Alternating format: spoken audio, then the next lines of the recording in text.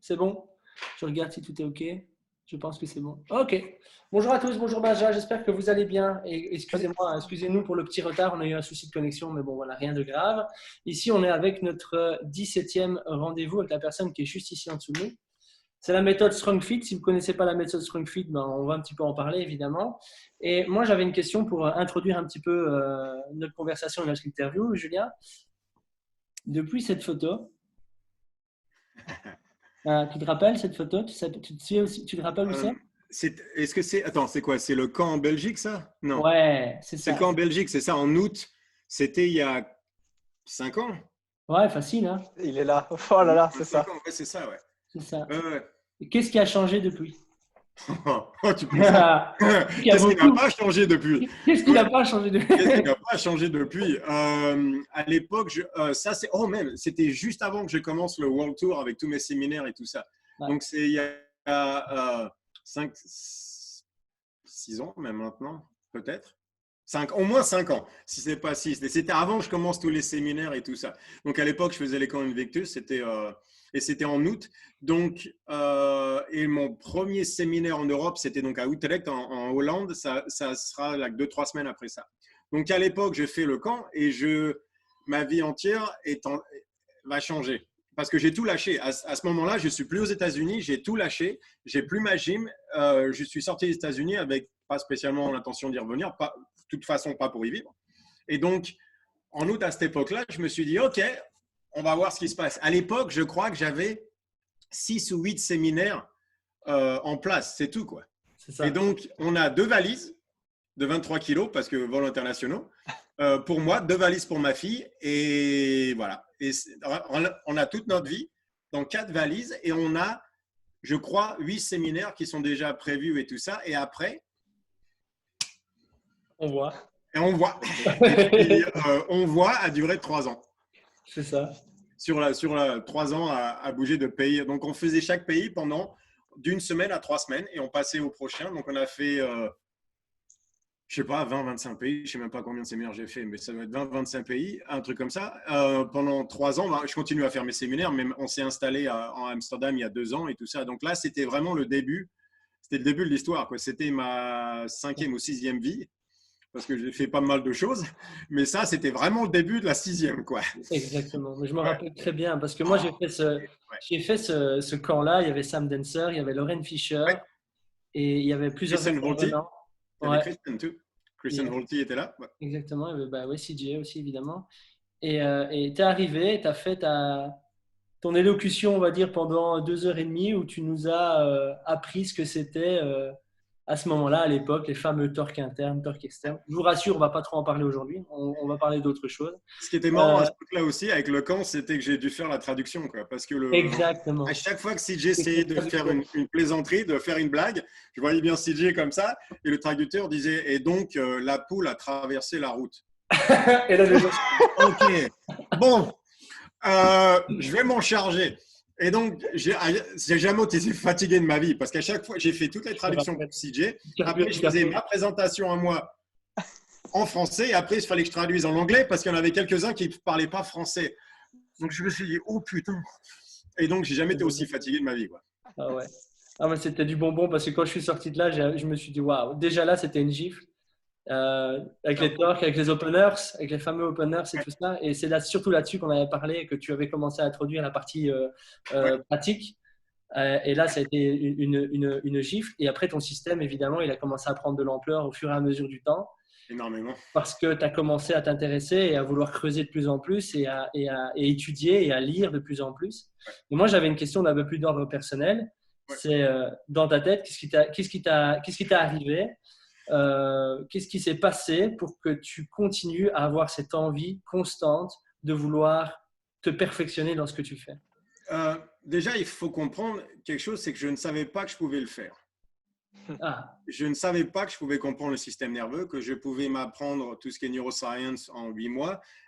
Je ne savais pas que j'étais capable des choses dont je suis capable maintenant. Honnêtement, je n'ai jamais pensé que je serais capable de savoir autant que je sais à l'heure actuelle. Et même si c'est que le commencement, je ne savais pas que j'étais capable de faire tout ça. Et donc, je ne sais plus qui avait dit ça, c'était Epictetus ou Marcus Aurelius, qui disait que la mesure de l'intelligence d'un homme n'est pas dans les réponses qu'il donne, mais dans les questions qu'il demande. Et c'est vraiment, si tu regardes comme ça, que mon système s'est toujours développé. C'est-à-dire que le torque interne, torque externe, à l'époque, il y avait torque externe, c'était Kelly Starrett, tout ça, il ne parlait que du torque externe. Donc, moi, j'ai juste levé la main et je lui ai dit, mais s'il y a un torque externe, forcément, il y a un torque interne. Ouais. Tu ne vois pas comment c'est possible autrement. Si tu vas d'un côté, il faut bien recharger de l'autre côté. Donc, il doit bien y avoir quelque chose comme ça. Donc, pardon, excusez-moi de vous demander pardon. Et à chaque fois, je dis non, il n'y a pas de torque interne. Je dis, mais comment vous me disiez que le corps est capable de créer la tension d'un côté? Ça paraît bizarre, comme quelqu'un qui dit on ne peut que inspirer. Je dis, mais il y a un moment donné où ça va bloquer quand même. Donc, à chaque fois, c'est simplement certaines questions que j'ai eues. Et donc, j'ai levé la main et je n'ai jamais trouvé la réponse. Et donc, je me suis dit, OK, eh ben, je vais partir au prochain. Donc, de là, ça a été le système nerveux. Et j'ai vu certaines questions dès le départ où on expliquait, par exemple, le système nerveux périphéral avec parasympathique et sympathique d'une question où je ne comprenais pas un truc très simple. Vous me dites que c'est soit d'un côté parasympathique, soit d'un côté sympathique. Je peux vous donner 5 trucs facilement où les deux ont l'air de bosser ensemble. Ouais. Donc, ils peuvent bosser ensemble. Donc. Et à chaque fois que j'essayais de lire quelque chose, ils me disaient non. Mais donc, je me suis dit, OK, c'est bizarre cette histoire. Donc, je suis allé du côté Polyvagal Theory. Je suis allé comme ça et simplement, je voulais simplement avoir certaines réponses à certaines questions. Okay. Et la plupart du temps, j'avais du mal à les trouver. Et donc, de là, j'ai continué à poser. Il y a des questions qui continuent à monter. Et j'imagine que la différence, c'est que quand j'ai ces questions-là, je ne reste pas à me dire « Ah, je ne sais pas ». Il y a toujours une voix qui me dit « Tu cherches ». Il doit bien y avoir un pourquoi. Il y a forcément un pourquoi. Peut-être qu'on ne sait pas encore, peut-être qu'on n'est pas capable de le savoir, ça c'est un autre problème. Ouais. Mais il y a forcément un pourquoi. Et c'est même pas, correlation contre causation, c'est même pas ça, c'est simplement, il doit bien y avoir un lien quelque part. Et j'ai une intelligence très conceptuelle, et donc généralement, je suis assez bon pour mettre tous les liens ensemble. Ouais. Et donc, il y a certains, tu sais, on appelle ça rabbit holes, strong fit, tu sais, les trous de lapin. Mais en vérité, c'est comme une fourmilière. C'est-à-dire que tu as un trou qui part à gauche et puis de là, il part à droite. Et à chaque fois, plus j'ai continué de ce côté-là, plus d'avenues se sont créées. Et au fur et à mesure de ces avenues, d'un coup, j'ai commencé à trouver des gens comme Schrödinger qui ont demandé des questions vraiment pertinentes et très, très profondes. Et de là, tu tombes sur Carl Friston qui a commencé à répondre à ces questions-là et à en poser d'autres qui étaient aussi importantes, sinon plus. Et à chaque fois, ça m'a permis d'aller un peu plus loin. La grande différence, je pense, c'est que je suis capable de le mettre au niveau pratique. Okay. Parce qu'à chaque fois, j'ai pris tous ces trucs-là, je me suis dit, OK, mais comment je l'utilise pour aider les gens? C'est-à-dire au niveau de l'entraînement, au niveau des choses comme ça. De là, on est parti sur l'anxiété et la dépression. C'est ça. Il suffit de lire un tout petit peu, on voit bien que l'anxiété et la dépression, l'exercice par rapport à ça est aussi efficace que les pilules. Tout le monde le sait. On le sait tous, ça a été écrit 1000 fois et pourtant, on ne veut pas en parler. Donc, j'ai levé la main, j'ai dit pourquoi est-ce qu'on ne veut pas en parler et comment est-ce qu'on fait? Il y a une différence entre l'anxiété et la dépression. Quel est le type d'entraînement qui me permettrait d'aller vers l'anxiété et quel est le type d'entraînement qui me permet d'aller vers la dépression? Parce qu'imagine si on était capable de faire ça. C'est-à-dire qu'un coach dans une gym, s'il était bien équipé, s'il pouvait comprendre un système, je ne dis pas nécessairement que je serais capable de faire ce système-là, mais imaginons pour une seconde qu'il y ait un système où on comprenne les formes d'exercice suffisamment bien qu'on puisse appliquer ça par rapport à l'anxiété et la dépression. Imagine la différence qu'on pourrait faire dans ce monde. Énorme. Ouais, énorme. De fou. Et donc, un coach dans une gym qui sont en train de nous écouter serait capable de faire ça puisqu'il connaît l'exercice aussi bien. C'est-à-dire que les médecins, ils sont très forts pour bouger avec les molécules et tout ça et faire la nouvelle pilule. Donner des médicaments. Qui marche plus ou moins, d'ailleurs, on va en parler. Hein. Ouais. On est d'accord, oui, bien sûr. Ouais, ça, c'est un autre problème. Bref, mais donc ça veut dire qu'au niveau potentiellement, les coachs de gym seraient mieux armés pour l'anxiété et la dépression que les docteurs qui ne sont capables que de donner des pilules. Parce qu'ils agissent plus sur les causes que les conséquences voilà, c'est toujours, tu sais, c'est toujours des équilibres hormonaux, comment on dit ça en anglais? déséquilibre hormonal ou, ou Ouais. moléculaire dans le cerveau et tout ça. Je dis oui, mais il commence bien quelque part, le déséquilibre. Exact. Il n'est pas simplement arrivé. C'est pas comme si Papa Noël est arrivé et il se dit toi, je vais donner de l'anxiété, quoi. Ah, non. Donc, il y a tout un truc par rapport à ça et on voit bien au niveau neuroscience, ils sont en train de l'expliquer de plus en plus, interoception. Ouais. Et donc, à chaque fois, il y a certaines questions comme ça, mais toujours avec le potentiel, tu sais, au niveau de la pratique, en me disant, mais donc, ça veut dire que les gyms qu'on a pourraient être potentiellement l'endroit le plus important qui existe dans au moins la culture occidentale où vraiment les taux, l'anxiété et la dépression continuent à monter à des niveaux qui sont quand même alarmants, quoi. Et l'obésité, tous ces trucs-là. Donc, il y a un endroit sur Terre, je pense, qui devient le plus important, c'est les gyms, quoi. Ok. Ouais, ça, et malheureusement, c'est pas considéré comme ça. Non. Et donc, ce que j'ai essayé de faire aussi, c'est de continuer à monter. Non, on n'est pas tous demeurés, on n'est pas tous simplement en train de faire des biceps et tout ça. Il y a un potentiel au niveau humain dans les gyms qui est énorme. Et la plupart des coachs étaient, j'imagine, comme moi, c'est-à-dire qu'ils ne savent pas le pouvoir qu'ils ont dans leurs mains à eux, quoi. C'est ça. Ce qu'ils pourraient faire avec ce qu'ils ont. Et donc, ce n'est pas simplement le six-pack, ce n'est pas simplement les biceps. Il y a beaucoup plus à faire. Mais on a besoin de certaines notions qui, malheureusement, n'existent que dans le monde académique. Et la plupart des coachs ne sont pas capables de passer 6 heures à se taper les parutions sur RapidGate et tous ces trucs-là, parce que tous ces trucs-là, parce que c'est très, très dur à lire. Ça demande énormément de vocabulaire et il faut pouvoir se le taper. Après ça, il faut pouvoir comprendre, il faut pouvoir tout mettre ensemble. Et par exemple, si on regarde toutes les études, même sur l'exercice et l'anxiété, il y a très, très peu d'études qui font une différence entre le cardio et la force. C'est-à-dire que quand ils font une étude sur l'anxiété, ils te donnent généralement un cardio. Et ils basent ça sur, quand ils disent un truc dur, c'est-à-dire que tu es à plus de 80% au niveau battement de cœur et tout ça. C'est là-dessus qu'ils se basent. Mais au niveau du lactate et tout ça, ça ne marche pas comme ça. Parce que ça, tout ce qu'ils font, c'est par rapport au VO2 max. Ils ne s'intéressent pas du tout par rapport au VLA max, qui est production de lactate. Donc, c'est d'un côté, si tu n'utilises que le côté cardio, tu sais, bicycle et tous ces trucs-là, tu te retrouves à utiliser le lactate.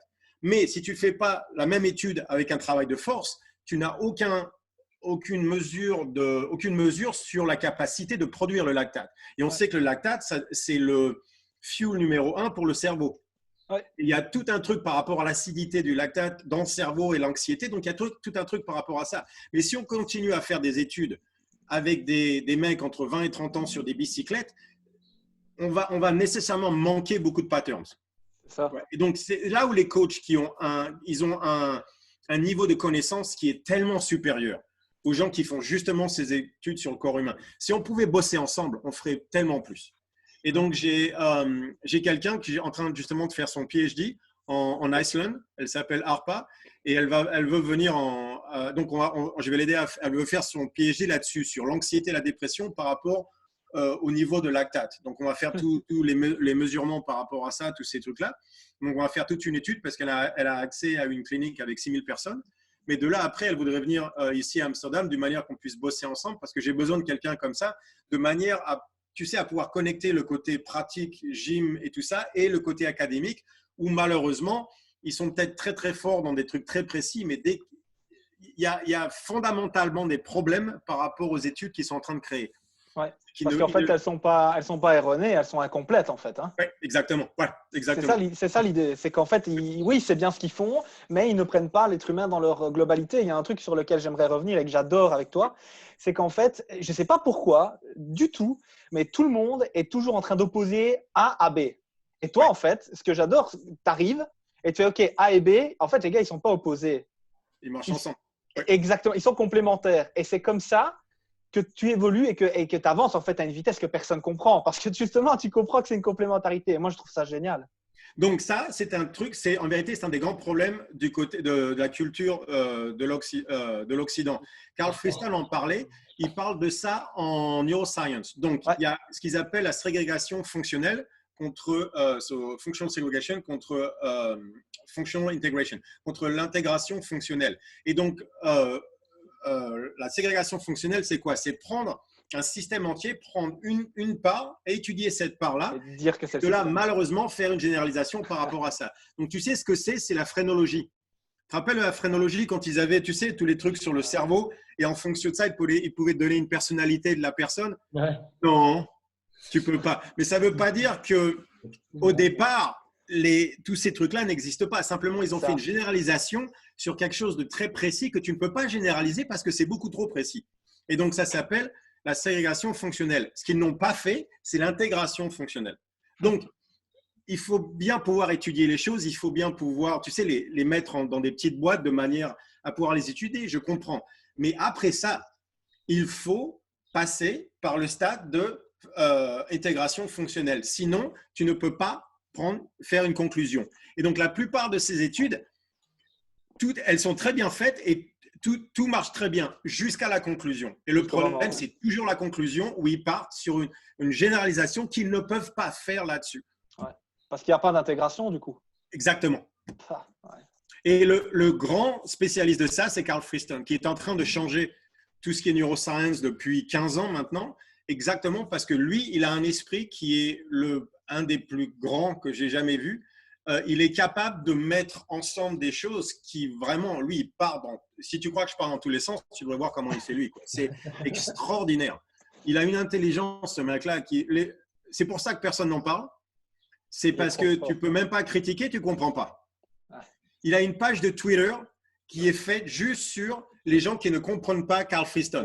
Bon, ça, c'est le truc le plus badass qui existe. Quand tu as une page de Twitter sur les gens qui ne te comprennent pas, ça va. T'es là. Ton cerveau, t'es arrivé.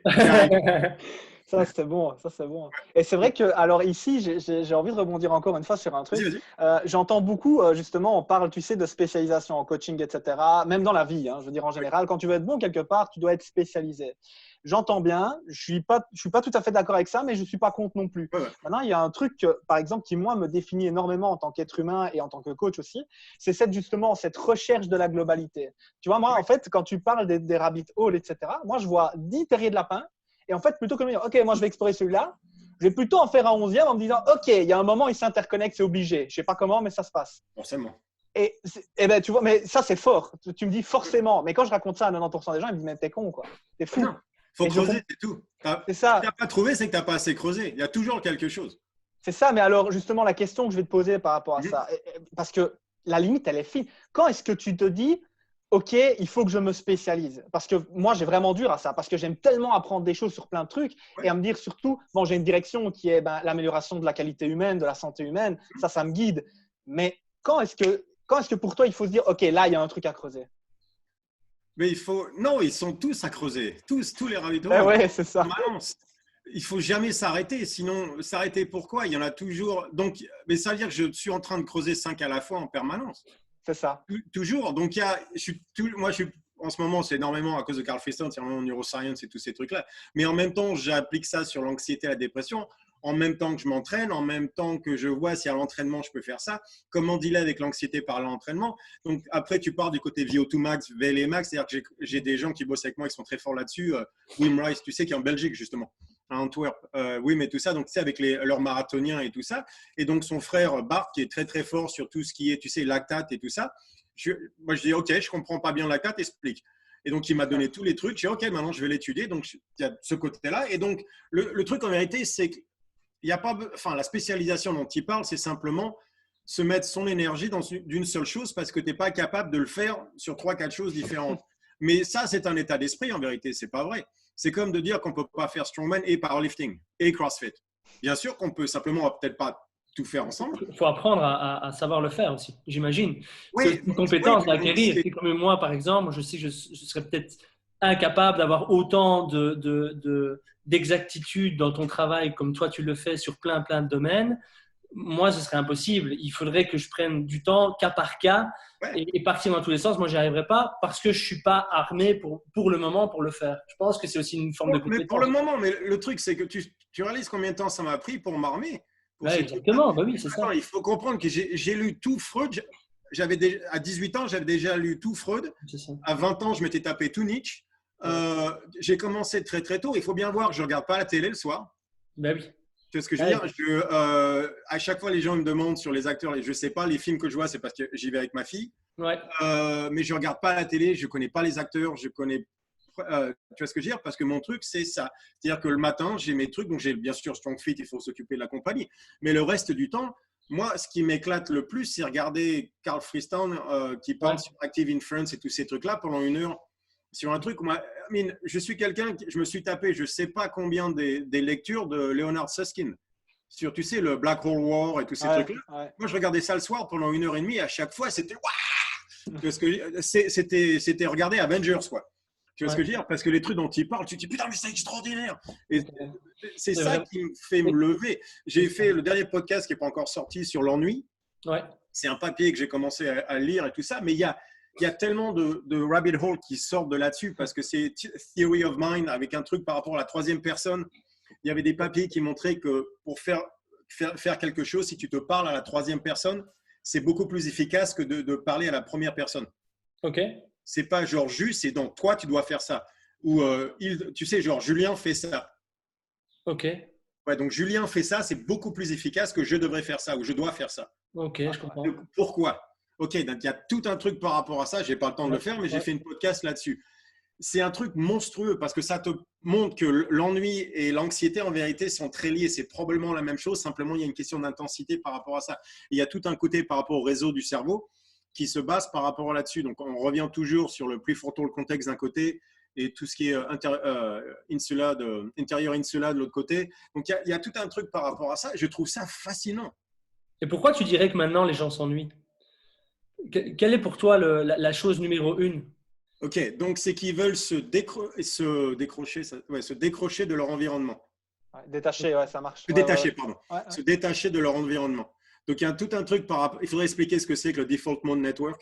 Mais en vérité, c'est que tu pars, c'est-à-dire que tu es censé aller du côté Silence Network, qui est donc prendre des informations valides du monde autour de toi, De l'environnement? de l'environnement. Et au lieu de faire ça, tu vas complètement te détacher et revenir vers l'intérieur. C'est-à-dire que tu n'es pas capable de rester en contact avec ton environlement. Okay. C'est ça l'ennui en vérité. Et parce que si tu regardes bien, l'ennui, tout le monde pense qu'il n'y a pas assez de stimulation.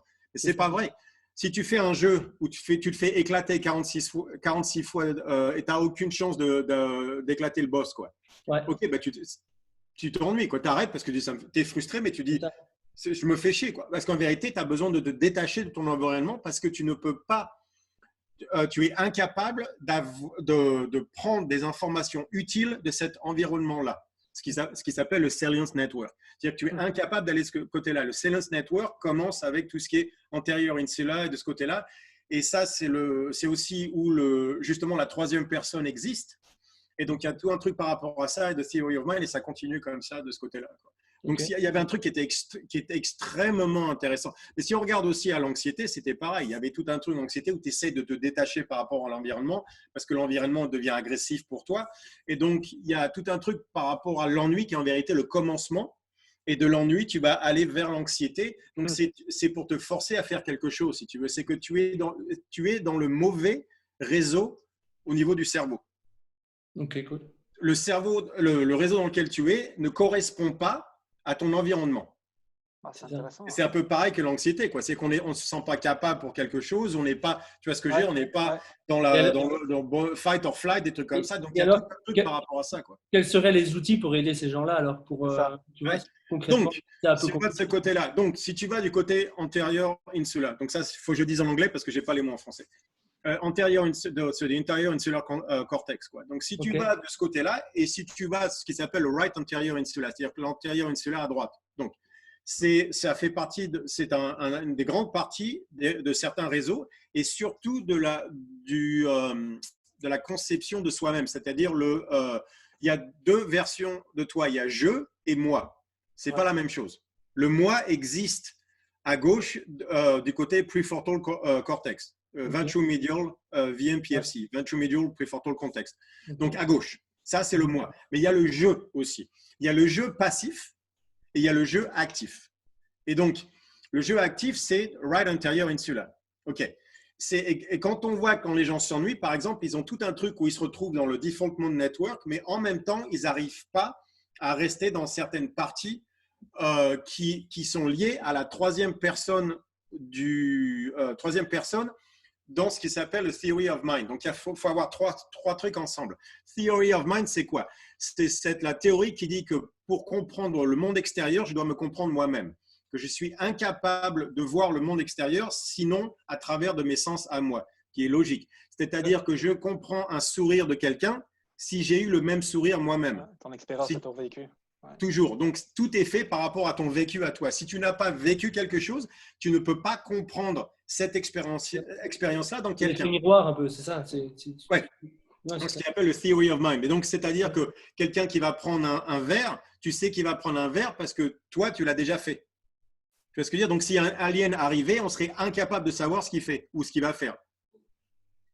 Donc, c'est ce qu'ils appellent le theory of mind, quoi. Et donc, si on regarde là-dessus au theory of mind, ils ont fait ça avec, tu sais, tous les trucs, et ils se sont rendus compte que c'est quelque chose qui a à voir avec la troisième personne. Par exemple, il y avait des gens qui essayaient de comprendre quelqu'un basé sur un texte, mais ça se faisait à la première personne. Donc, je vais au marché. Tu vois ce que je veux dire? Et donc, ça allait plutôt au default network. Mais dès que ça a commencé, il va au marché, ça a commencé à activer les parties du cerveau qui sont du côté theory of mind. C'est fou.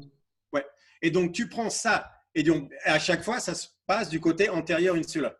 Okay. Et donc, il semblerait que la partie la plus ancienne, c'est ça que tu veux dire, du postérieur, c'est la partie la plus ancienne. C'est ça que tu veux dire? Non, c'est tout ce qui est partie cognition.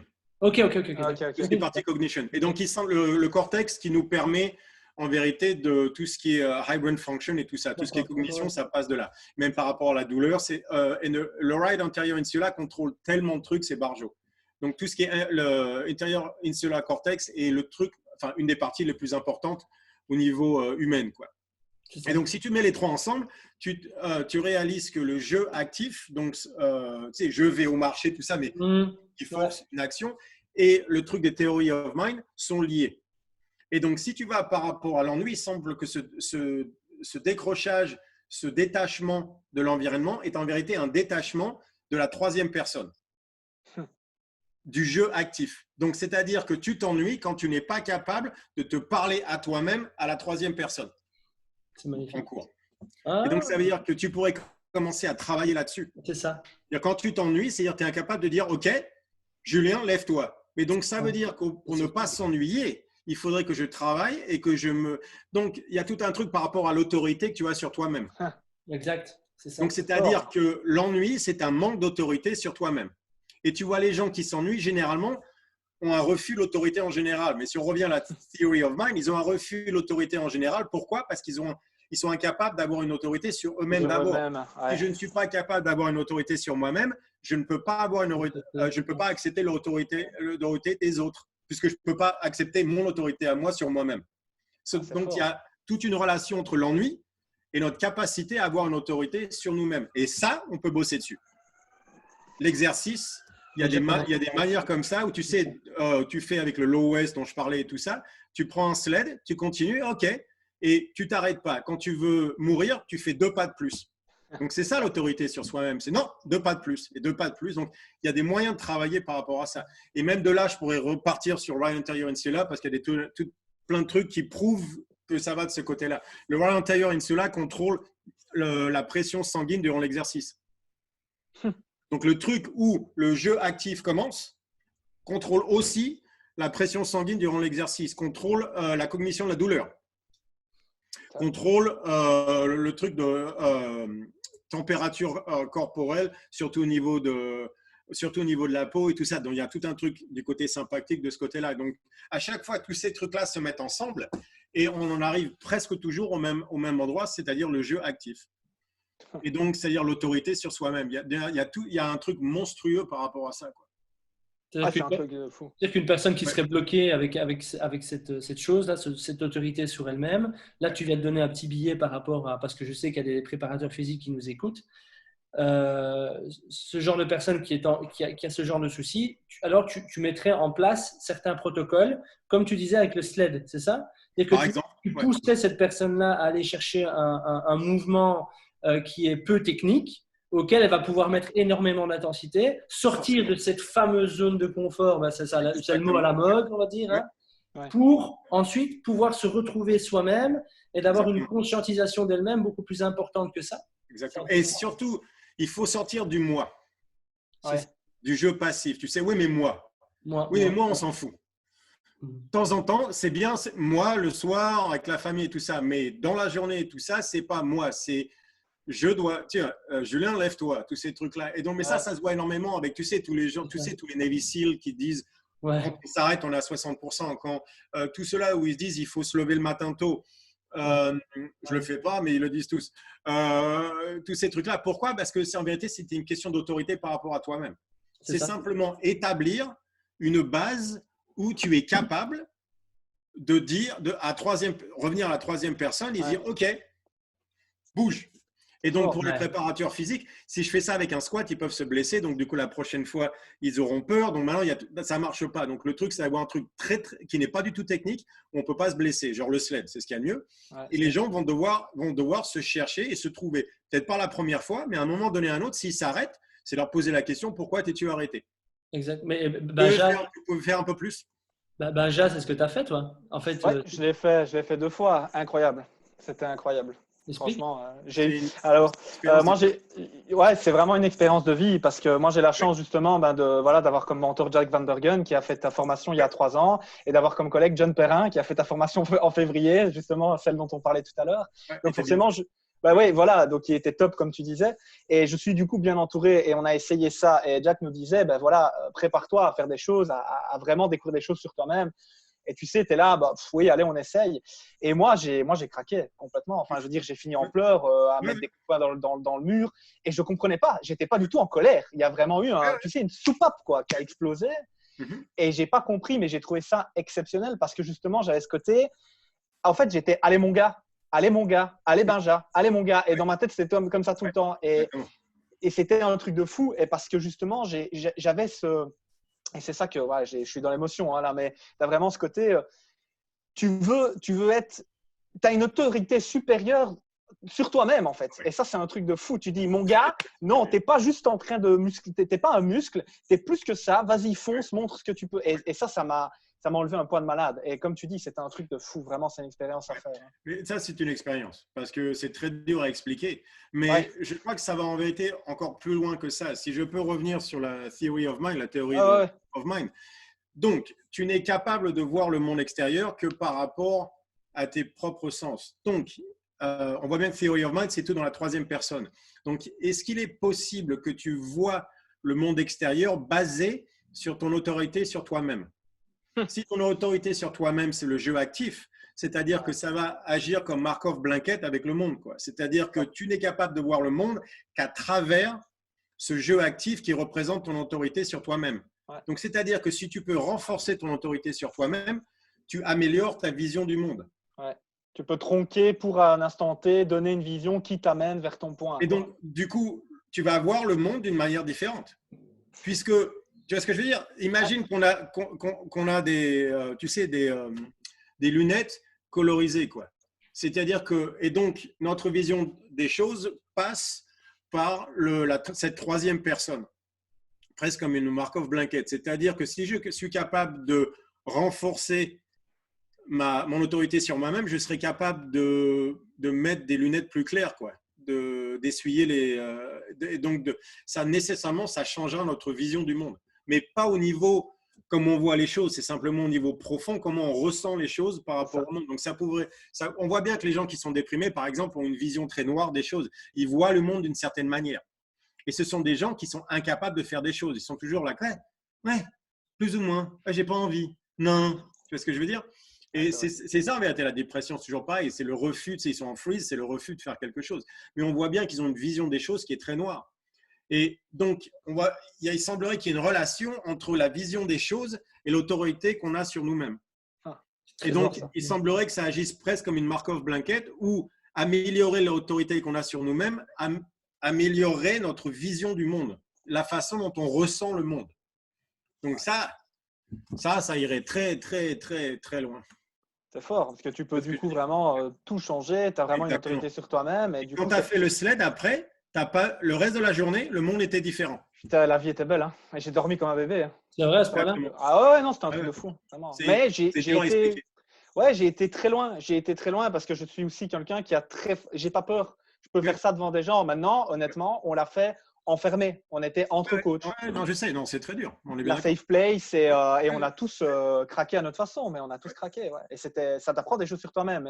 C'est cool. Enfin, moi, j'ai trouvé ça. Mais ça aussi, ça change la vision du monde. Donc, il y a tout un truc par rapport à ça Et qui moi, est une notion avancée, mais qui, je pense, peut aller très loin. Ouais, et l'hypnose, alors tu le mets où? Quand tu travailles en hypnose, tu forces la Mhm. personne à se retrouver dans cette fameuse, dans ce que tu disais précédemment. Est-ce que tu Ouais. peux forcer cette personne-là à se Mais réécouter c'est elle-même? passif. Oui, mais c'est passif. Oui, oui, c'est passif, oui. Oui, tandis que le jeu actif, c'est l'opposé, quoi. C'est-à-dire Ok. qu'il faudrait mettre ça tu sur prends tous la les trucs, on décision. verrait bien, mais je te parie que c'est pas le même réseau au niveau du cerveau, quoi. Non. C'est fou. Ça peut pas. C'est Ça fou. peut pas être la même chose. C'est la peur dérobée un peu, alors qu'avec l'actif, tu es un peu en mode allez, let's go, Ouais, on et y de va. toute façon, il faut l'effort physique. Il faut l'effort physique. Parce Ouais, qu'il faut faut. faire les Le choses. problème avec l'hypnose et tout ça, c'est que tu n'as aucun contact avec le monde, donc tu es déjà Ouais. décroché, quoi. Tu es déjà détaché. Il Ouais. faut pouvoir. Ah ouais. Pour aller là-dessus, c'est active inference et tout ça. Mais il y a. C'est un peu compliqué. Mais il faudrait que j'arrive dans les erreurs somatiques et tout ça. Mais il y a plusieurs manières de changer ce qui s'appelle une erreur somatique, c'est-à-dire c'est la cause de l'anxiété, c'est la différence entre la prédiction et l'observation. Là, c'est un peu compliqué si je vais là-dedans. Mais il y a trois manières de changer ça. Soit on change la prédiction, soit on change ce qu'on ressent, c'est allostacé, c'est tout ça. Soit on va changer le monde directement pour que le monde soit, tu sais, ressemble à la prédiction. Donc il y a tout un côté actif de mouvement qui est nécessaire dans les choses qu'on fait. Par exemple, il y avait pas mal de papiers là-dessus où on avait mis un mec coincé, enfin plusieurs, 40, 50, 100, mais coincé dans une salle sans aucun stimulus. Et tout ce qu'ils avaient, ils avaient un truc, s'ils mettaient le doigt dessus, ils se retrouvaient avec un courant électrique.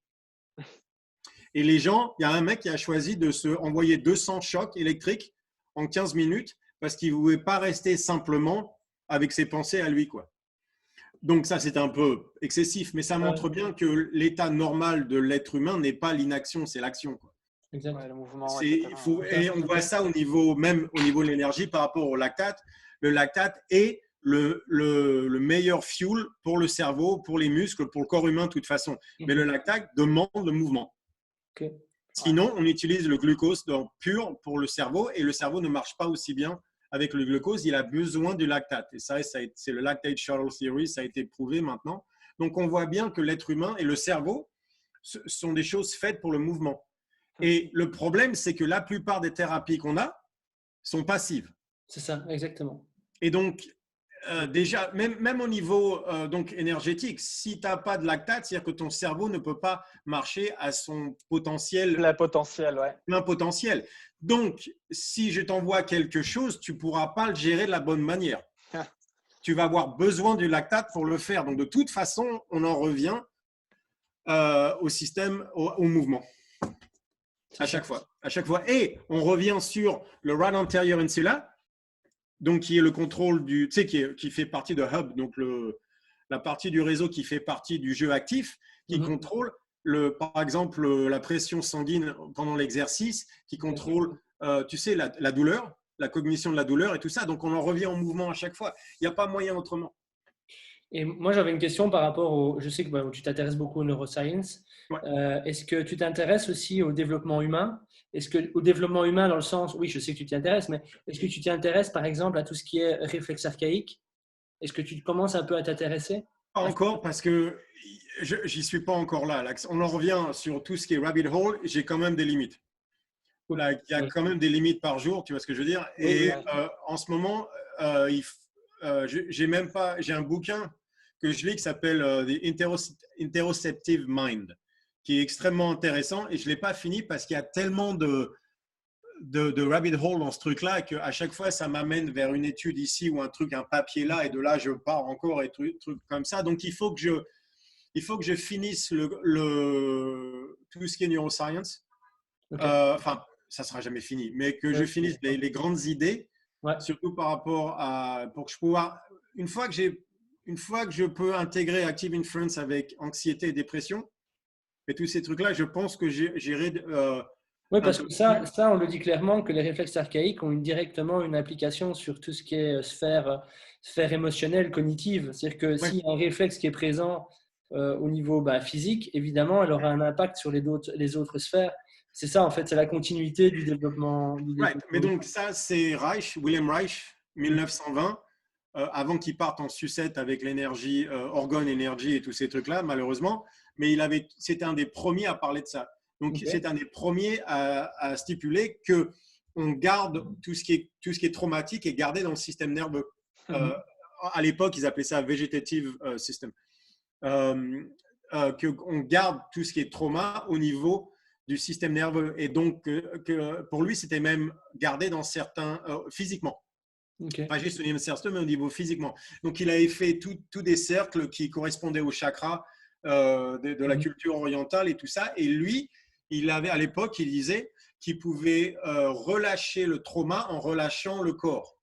Et donc, il y a un bouquin qui s'appelle Character Analysis, qui est très intéressant, où il explique l'étude d'une femme qui est schizophrénique, qui avait planté un mec avec un couteau et des trucs comme ça. Et même 2 ou 3 fois, lui, il n'est pas passé très loin. Mais du début à la fin, donc il explique tout ça, à la fin, elle est devenue capable de vivre en société. Et il a fait ça avec tous ces trucs, tu sais, il faut voir ce que c'est. Il y a tout un truc sexuel par rapport à lui, il a eu des problèmes parce qu'il a bougé aux États-Unis en 1930 à cause de l'arrivée des nazis et tout ça. Mais donc, il s'est retrouvé à dire qu'il fallait avoir une relaxation sexuelle. Et donc, il avait des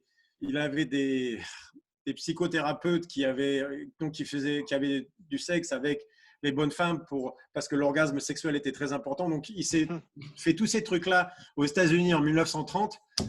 Ouais, bref. Donc, ça ne s'est pas bien passé.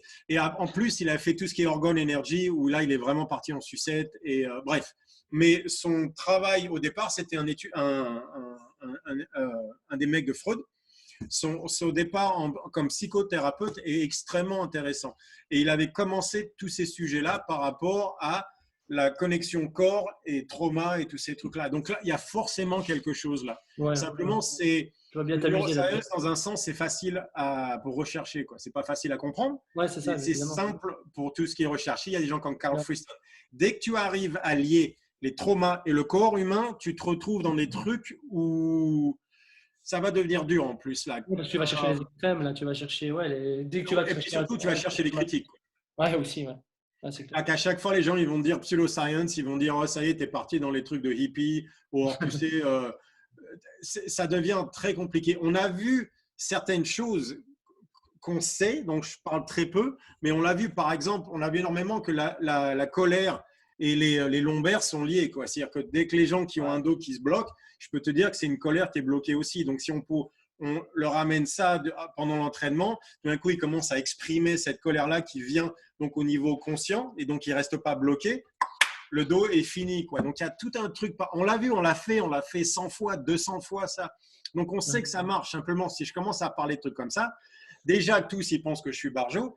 Si je commence à ramener dans ces trucs-là, ça devient… Donc, oui, un jour ou l'autre, j'irai là-dedans. Mais simplement, si je commence à aller de ce côté-là, il va falloir que je sois vraiment, vraiment précis dans la façon dont je dis les trucs et tout ça. Et en plus, je me refuse à l'enseigner.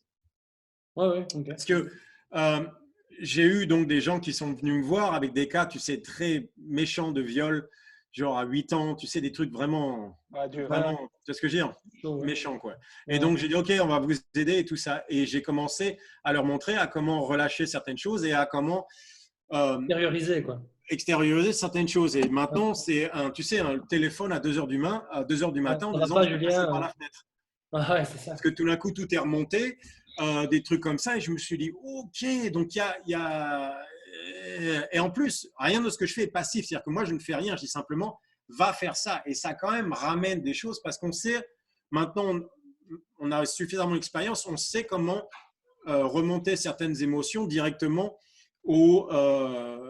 par rapport à l'extérieur. Comme ça, pareil, Benjamin qui a commencé à pleurer, ça, je peux le faire. Tu me donnes 10 minutes, je t'y amène là. On sait exactement comment faire ça avec un sac de ça. Il y a des moyens de faire ça. Mais tu commences à toucher certaines choses. C'est une voiture dont je ne donnerai jamais les clés. Parce que les gens ne sont pas… Ça se mérite.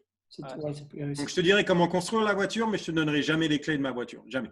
Parce que ça doit se mériter parce qu'il y a beaucoup trop déjà de thérapies qui sont passives où c'est le choix du thérapeute qui compte. C'est-à-dire Ouais. que c'est à lui de voir jusqu'à quel point il va libérer certaines émotions. Je dis, OK, et comment tu sais? Oh, on fait très attention. Ouais, et alors, ça reste passif, c'est-à-dire qu'il y a… C'est ça. Non, je suis pas d'accord. Le côté passif-actif, c'est tout un truc et je ne suis pas d'accord. L'accès des trucs sur les gens se bloquent un peu parce qu'ils pensent que je critique leur métier, leur vocation, mais ce n'est pas mon but du tout. C'est simplement que tous ces trucs-là au niveau passif, c'est ouf. On ne sait pas jusqu'à où aller, on va trop loin, pas assez loin et tout ça. Et je ne pense pas que ça puisse marcher comme ça de toute façon.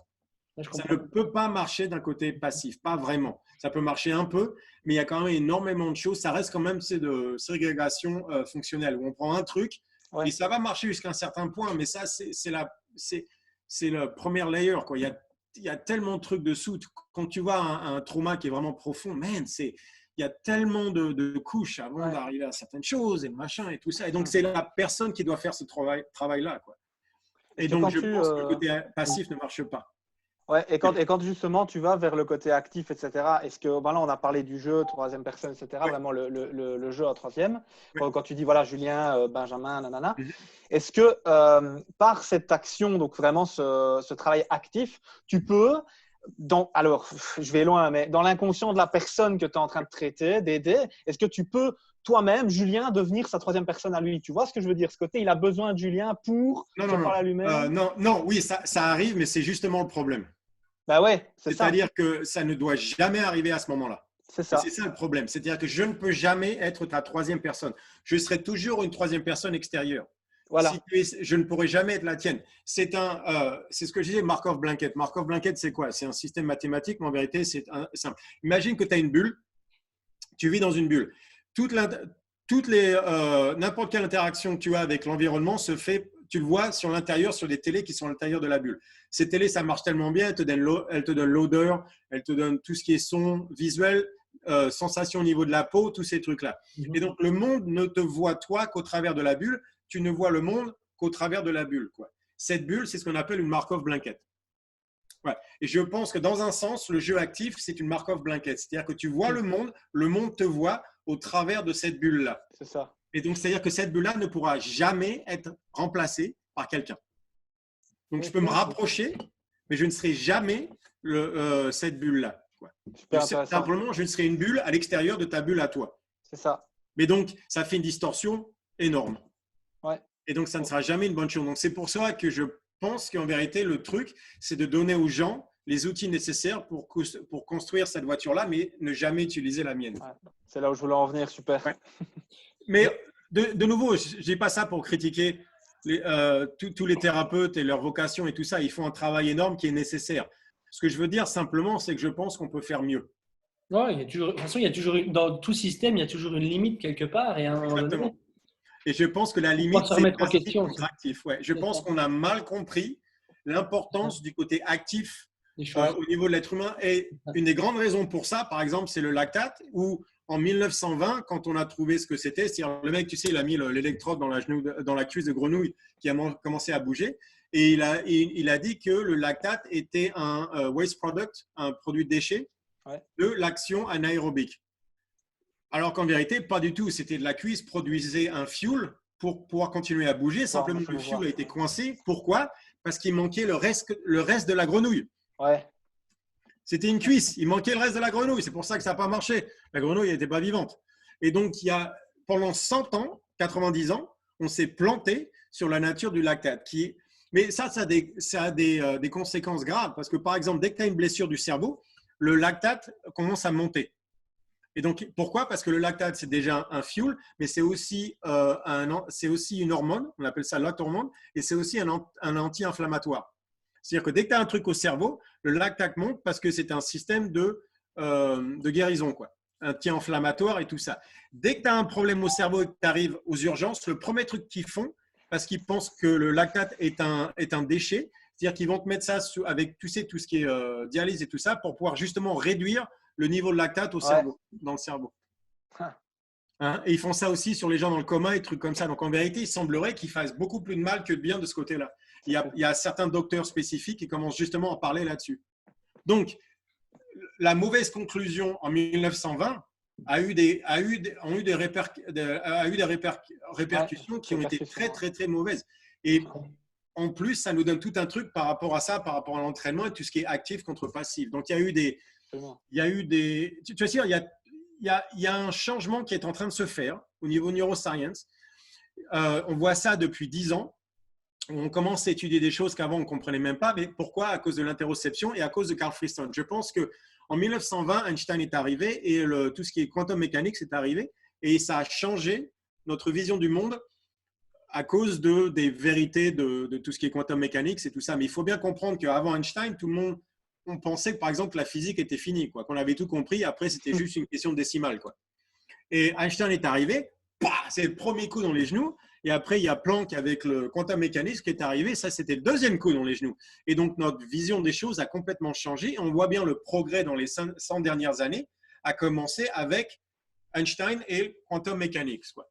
Et je pense que la même chose est en train d'arriver maintenant par rapport à tout ce qui est neuroscience, où on commence à comprendre le code humain, quoi. Comment le côté humain a marché. C'est-à-dire qu'avant, il y avait tout ce qui est ADN et le génome et tout ça, et on pensait, oh, ça y est, on va comprendre. Alors, on réalise que non, on n'a rien compris du tout. Ça ne marche pas du tout comme ça, que tout ce qui est épigénétique, c'est au moins aussi important que l'ADN et tous ces trucs-là. En vérité, il semble que le code soit plus profond que ça. Et au niveau neuroscience, c'est surtout Carl Friston sont en train de développer une révolution qui va se faire, et je pense que de là, on va pouvoir comprendre l'être humain d'une meilleure manière. Mais ça va prendre les 60 prochaines années, quoi. Il va falloir qu'on prenne l'être humain dans sa globalité, qu'on arrête de faire une ségrégation, parce que sinon, on va continuer à aller dans un nouveau chemin, mais qui au final ne mènera pas forcément là où on devrait être, quoi. Exactement. Et donc, je pense que dans les 10, 20 prochaines années, on va voir qu'en vérité, on n'avait rien compris. Et donc, il y a énormément de notions qui vont devoir être balancées, juste comme la quantum mechanics, tout ce qui est les lois de Newton et tout ça marche toujours jusqu'à un certain degré. Et donc, on va voir que je pense que c'est pour ça que la psychothérapie marchait jusqu'à un certain degré. Et toutes ces thérapies passives marchent jusqu'à un certain degré. Parce que fondamentalement, on ne comprend pas correctement la nature humaine. C'est ça. Le côté déterministique du cerveau, tu sais, qui ne fait que réagir au stimulus, ça, depuis Carl Friston, on sait que ça ne marche pas du tout comme ça. Que le cerveau, en vérité, est quelque chose qui est toujours actif, qui n'a pas besoin de stimulus pour être actif, parce qu'en vérité, il fait toujours une prédiction de ce qui va se passer de manière à pouvoir savoir où mettre l'énergie. Tu sais où ça se voit au niveau que les coachs peuvent comprendre, c'est homéostasis contre allostasis. On dit ça en français? Oui. Okay. Donc, homéostasis, tout le monde pense que c'est genre l'être humain reste à 35,2 au niveau et tout ça. En vérité, l'allostasis, c'est beaucoup plus correct que l'homéostasis. C'est simplement le corps humain se débrouille pour toujours essayer de voir combien d'énergie il va mettre dans quoi que ce soit. Et donc, c'est ça l'allostasis. Il y a un virus qui arrive, je dois simplement élever le niveau d'énergie que je vais émettre de manière à convaincre. Donc, en vérité, c'est le corps qui fait une prédiction par rapport à ce qu'il pense qui va être nécessaire. Et donc, tout est fait par rapport à ça, la prédiction que le système fait, qui d'abord cerveau vers le bas, et les observations du corps qui montent pour qu'on voit si la prédiction et les observations vont bien ensemble. S'ils ne vont pas ensemble, il y a un problème, il faut dealer avec ça. C'est une erreur somatique et on repart de ce côté-là, quoi. Et donc, si on voit bien que allostasis, c'est un système de prédiction. C'est-à-dire que quand tu t'assois et que tu vas te lever, les battements de cœur commencent à monter avant que tu te lèves. Parce que sinon, tu pourrais t'évanouir. Ce n'est pas un bon système. C'est ce que je veux dire. S'il fallait attendre pour se lever, boum, tu t'évanouirais à chaque fois. Donc, c'est-à-dire que le corps a appris et donc tu commences avec les battements de cœur avant de se lever. Donc, c'est un système de prédiction. C'est un peu une autorégulation au final du corps humain, on va dire, en somme, c'est un peu ça. Mais plus tout à fait, mais c'est ça l'allostasis en réalité. C'est ça l'autorégulation, mais ça se fait toujours par rapport au futur, en fonction de ce que tu as appris dans le passé. Et il y a tout un jeu qui se fait par rapport à ça, où le cerveau fait des prédictions de la milliseconde jusqu'à 1 heure, quoi, et qui est toujours basé par rapport aux observations que le corps va donner. Et dès qu'il y a une erreur entre les deux, ça s'appelle une erreur somatique, et c'est là que les problèmes commencent. Et donc, il y a certains réseaux, certains systèmes en place justement pour pouvoir processer l'erreur somatique, pour se dire, OK, la prochaine fois, comment est-ce qu'on fait mieux?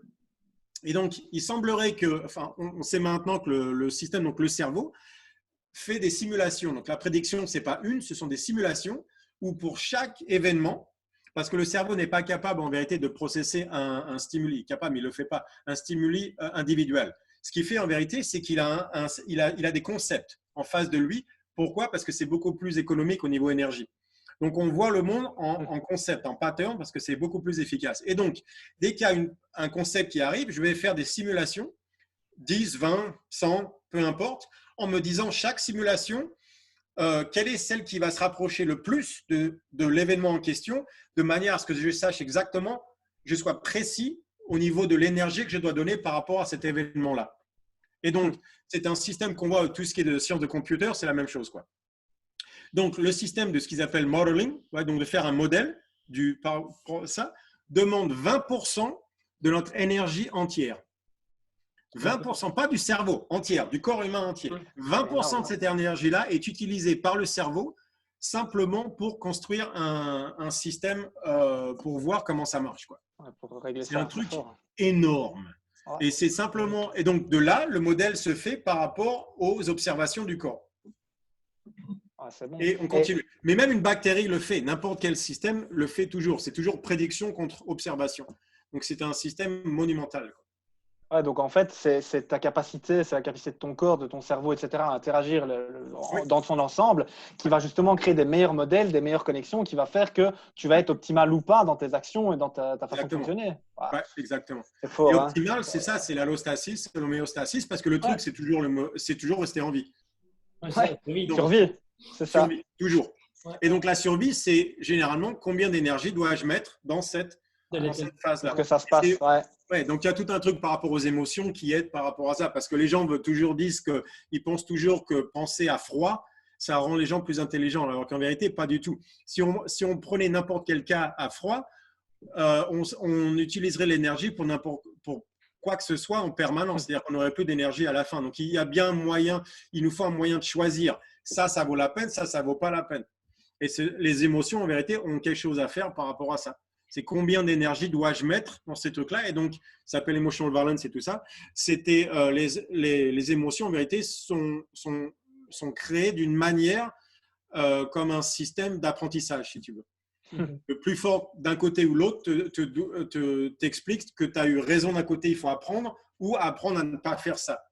Et en vérité, il y a tout un niveau par rapport aux émotions dans ce système-là. Donc, tout est un système de prédiction contre observation. C'est exactement le système de la science scientifique. Ouais. Moi, j'avais une question un peu plus. On va quitter un petit peu ça. Oui. Un peu cet univers-là. Vas-y. Est-ce que tu fais de l'entraînement personnel? Ici et là. Plus autant qu'avant. Je vais peut-être recommencer. Ouais. Mais ça m'intéresserait de le faire, tout ce qui est plutôt anxiété. En ce moment, je suis en train d'aider une sprinteuse qui était championne nationale junior en Hollande. Parce qu'elle est venue me voir, elle a 19 ans, elle s'est tapée le 100 mètres en dessous de 12 secondes. 11,7, je crois. Ça fait mal, hein? Ouais. À 19 ans, je me suis dit, putain. Elle est plus rapide que moi. Ouais. C'est une athlète, celle-là encore. Il y a des gens qui ont du talent, c'est extraordinaire. Et ça m'intéresse beaucoup parce qu'elle, c'est quelqu'un de très, très émotionnel qui court vraiment sur ses émotions à elle. Et en Hollande, ça passe pas du tout. Là, les Hollandais, pour ça, et tout ce qui est émotion, ils sont pas forts. Donc, ça m'intéressait beaucoup de travailler par rapport à elle. En plus, elle s'était déchiré l'ischio 3 fois entre 14 et 16 ans. Et ils n'ont jamais vraiment reconstruit correctement. Donc, elle avait toujours des trucs par rapport aux genoux, au dos et tout ça. Donc, des cas comme ça m'intéresse. Ok. Et imaginons, dans un cas de figure où tu prends un athlète X, mais pour aussi le coacher de manière complète, avec toi, quel serait ce bilan? Parce que souvent, quand tu as un athlète qui vient près de toi, ben, tu dois faire, entre guillemets, un bilan de cette personne. Ouais. Et avec toutes tes connaissances, avec toutes les choses que tu as dans ton cerveau, quel bilan tu mettrais en place? Première question, comment tu dors? Fort. Première question. Et quand je dis comment tu dors, c'est pas simplement, c'est est-ce que tu rêves. Et quand tu rêves, est-ce que les rêves sont vivides? Ça se dit vivide en français? Ouais, livide, ouais. Vivide, tu sais, vivant, quoi, très vivant. Ouais. Mais encore plus que ça, est-ce que tes rêves créent des émotions? Est-ce que tu as des émotions dans tes rêves? J'ai envie de poser la question aux gens qui nous suivent dans le chat, là. Est-ce que vous avez ça, vous? Est-ce que vous avez des rêves comme ça? Mettez-les. où on a des émotions au niveau des rêves. Ça, c'est un vrai REM sleep, quoi. S'il n'y a pas ça, c'est-à-dire, il faut bien comprendre le REM sleep, sans rentrer côté sympathique, pas sympathique, c'est ton cerveau qui fait une phase pour se guérir, quoi. Donc, c'est très, très important. Et donc, pour que ton cerveau marche vraiment à fond, il va falloir rentrer dans des rêves dans lesquels on est genre, tu sais, Matrix, quoi. On est tellement dedans qu'on ressent les émotions au niveau du rêve. C'est la vraie vie, ouais, c'est ça. Donc, tu n'as pas simplement un rêve, tu es dedans. C'est-à-dire que le mec, il touche, c'est vraiment, c'est Matrix. Tu es vraiment dedans. Tu es vraiment un vrai acteur. Donc, ça, c'est bien dormir. Okay. Est-ce que l'athlète se réveille le matin plus fatigué que quand il est allé se coucher? Ok, on commence par rapport à ça. Après, ça va être OK, on va parler d'anxiété. Donc, tous les athlètes, c'est non, tout va bien, tu ne ressens rien à l'intérieur. Je dis OK, justement, tu ne ressens rien à l'intérieur, on va commencer par ça. Toutes les conneries que tu viens bien me dire, on est tous tough et tout ça, les femmes sont beaucoup plus faciles que les hommes là-dessus, il faut dire ce qui est. Donc, on va commencer sur anxiété. Donc, anxiété par rapport à l'entraînement, anxiété dans la vie de tous les jours. Dépression, donc quand tu as fini la saison, est-ce que tu es éclaté pendant un mois? Donc, tu vois ce que je veux dire? Qu'est-ce qui se passe en compétition? Et donc, après, si on va du côté performance, quel genre d'athlète tu es? Celui qui n'a pas besoin de moi quand tu t'entraînes, mais besoin de moi quand tu fais de la compétition? Ou celui qui a besoin de moi quand il s'entraîne, mais pas besoin de moi quand il fait sa compétition? Il semblerait qu'il y en ait vraiment deux comme ça, quoi. Et donc, il y a tout un côté. Et après ça, la question est simple aussi, c'est qu'on va avoir une relation, quoi. It's a relationship. Tu vois ce que je veux dire? C'est pas genre, dis-moi quoi faire et on est fini. C'est une relation d'être humain entre toi et moi. Donc, on va se parler et je vais te demander de comprendre ce dont je parle. Peut-être pas tout, mais au moins, tu vas bosser, tu vas essayer de progresser comme être humain. Si c'est simplement pour mettre 5 kilos sur son snatch, il y en a plein qui le font, qui sont là, qui vont te demander 300 € pour le programme et tout. Il y en a plein qui le font. C'est très facile à faire. Tous les gens que j'ai en one-on-one là, sur le coaching, même online, c'est toujours la même chose. C'est toujours OK, on va parler au niveau de la nutrition, tout ça, pour savoir comment ça se passe. Mais tu sais, genre, quand tu regardes dans le miroir, comment ça se passe, quoi. Tous ces trucs-là. Oui. Ça fait partie de l'être humain, quoi. La plupart d'entre nous, on s'entraîne parce que quand on regarde dans le miroir, on veut se dire yeah. Et de l'être. Mais c'est pas être vain, ça a toujours été comme ça. Il n'y a aucun problème. Moi, j'ai commencé à m'entraîner parce que j'ai vu Schwarzenegger dans Terminator en train de qui se lève et il fait ça et je me suis dit putain, je veux être ce mec-là. Et au Conan de Barbarian, et tu sais, Conan, tu vas oh putain. Et on est tous comme ça et c'est pas un problème. Non. Si on bosse dur, au moins au moins donner l'impression qu'on bosse dur, quoi. Que ce soit de l'un ou l'autre, ça peut être très sec, ça peut être, tu sais, très musclé, ça peut pas d'importance.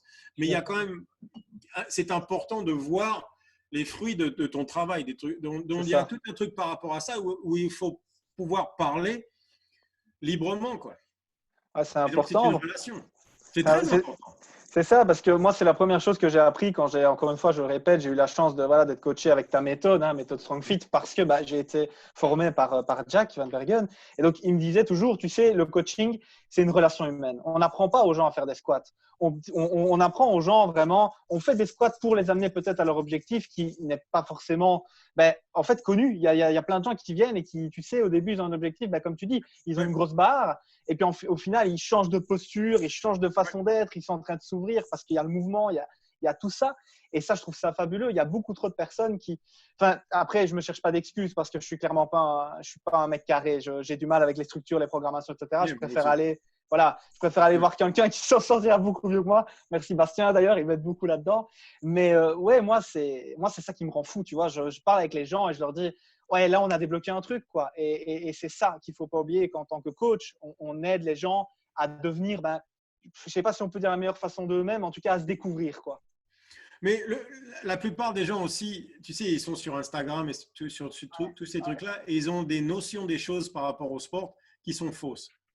C'est-à-dire qu'ils pensent que toutes les fitness models qu'ils voient, c'est simplement, tu sais, des bonnes génétiques et l'entraînement et ils mangent comme ça et tout ça. Alors qu'en vérité, ce qu'ils ne voient pas, c'est tout ce qui est à Navarre derrière, tout ce qui est les drogues, les machins, et puis l'anxiété derrière, qui tous, ils sont stressés parce que j'ai des amis à moi qui ont, tu sais, sur Instagram avec 300 000 followers et tout ça. Et le niveau d'insécurité que ça leur donne est absurde, quoi. Parce que c'est des critiques en permanence, c'est tous les messages des mecs, c'est tous les messages des bonnes femmes. Cette vie-là est très, très dure. Et les gens ne voient pas que la plupart des mecs, tu sais, qui te montrent les six-packs, c'est peut-être qu'ils sont à ce moment-là parce que ça fait 6 mois qu'ils s'entraînent, enfin 6 semaines qu'ils s'entraînent pour le photoshoot, mais ils ne sont pas comme ça dans la vie de tous les jours. Puis de toute façon, ou alors ce sont des gens, généralement les deux, qui sont de toute façon, qui ont l'air de dieux grecs avant même de commencer à s'entraîner. Ils ont besoin de faire 3 trucs dans la gym, et les mecs, ils sont ronds partout, des trucs. Il y a un talent qu'ils ont. Et de toute façon, ils n'ont pas leur vie de tous les jours de la plupart des gens. C'est leur boulot à eux. Et ils sont focalisés là-dessus. Il y a toujours le problème des drogues après ça. Il y a tellement de choses qui vont derrière tous ces trucs-là que les gens ne comprennent pas, quoi. Et donc, la plupart du temps, ils ont des goals qui… Bon, je leur dis, mais ça ne marche pas comme ça, quoi. Tu sais, c'est comme tout le monde veut être à 10% de body fat, quoi.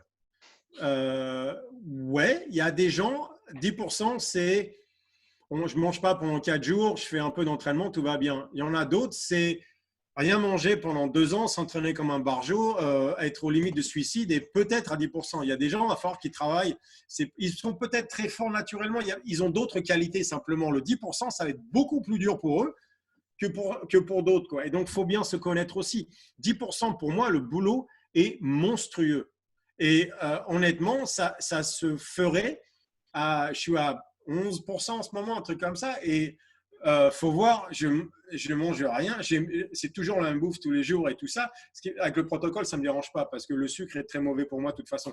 Mais si ces mecs-là mangeaient comme moi, ils seraient à 6%. Et moi, je suis à 11-12, tu vois ce que je veux dire? Mais en même temps, je suis très fort. Donc, pour être à 10%, il faudrait que il y aura un sacrifice au niveau de la force. Moi, je ne suis pas d'accord. Je préfère beaucoup plus. J'ai fait mes 340 au Yokari hier sans belt, sans rien. C'est ça, en vérité, moi, où je me dis, yeah! Mais bon, il faut se connaître pour ça.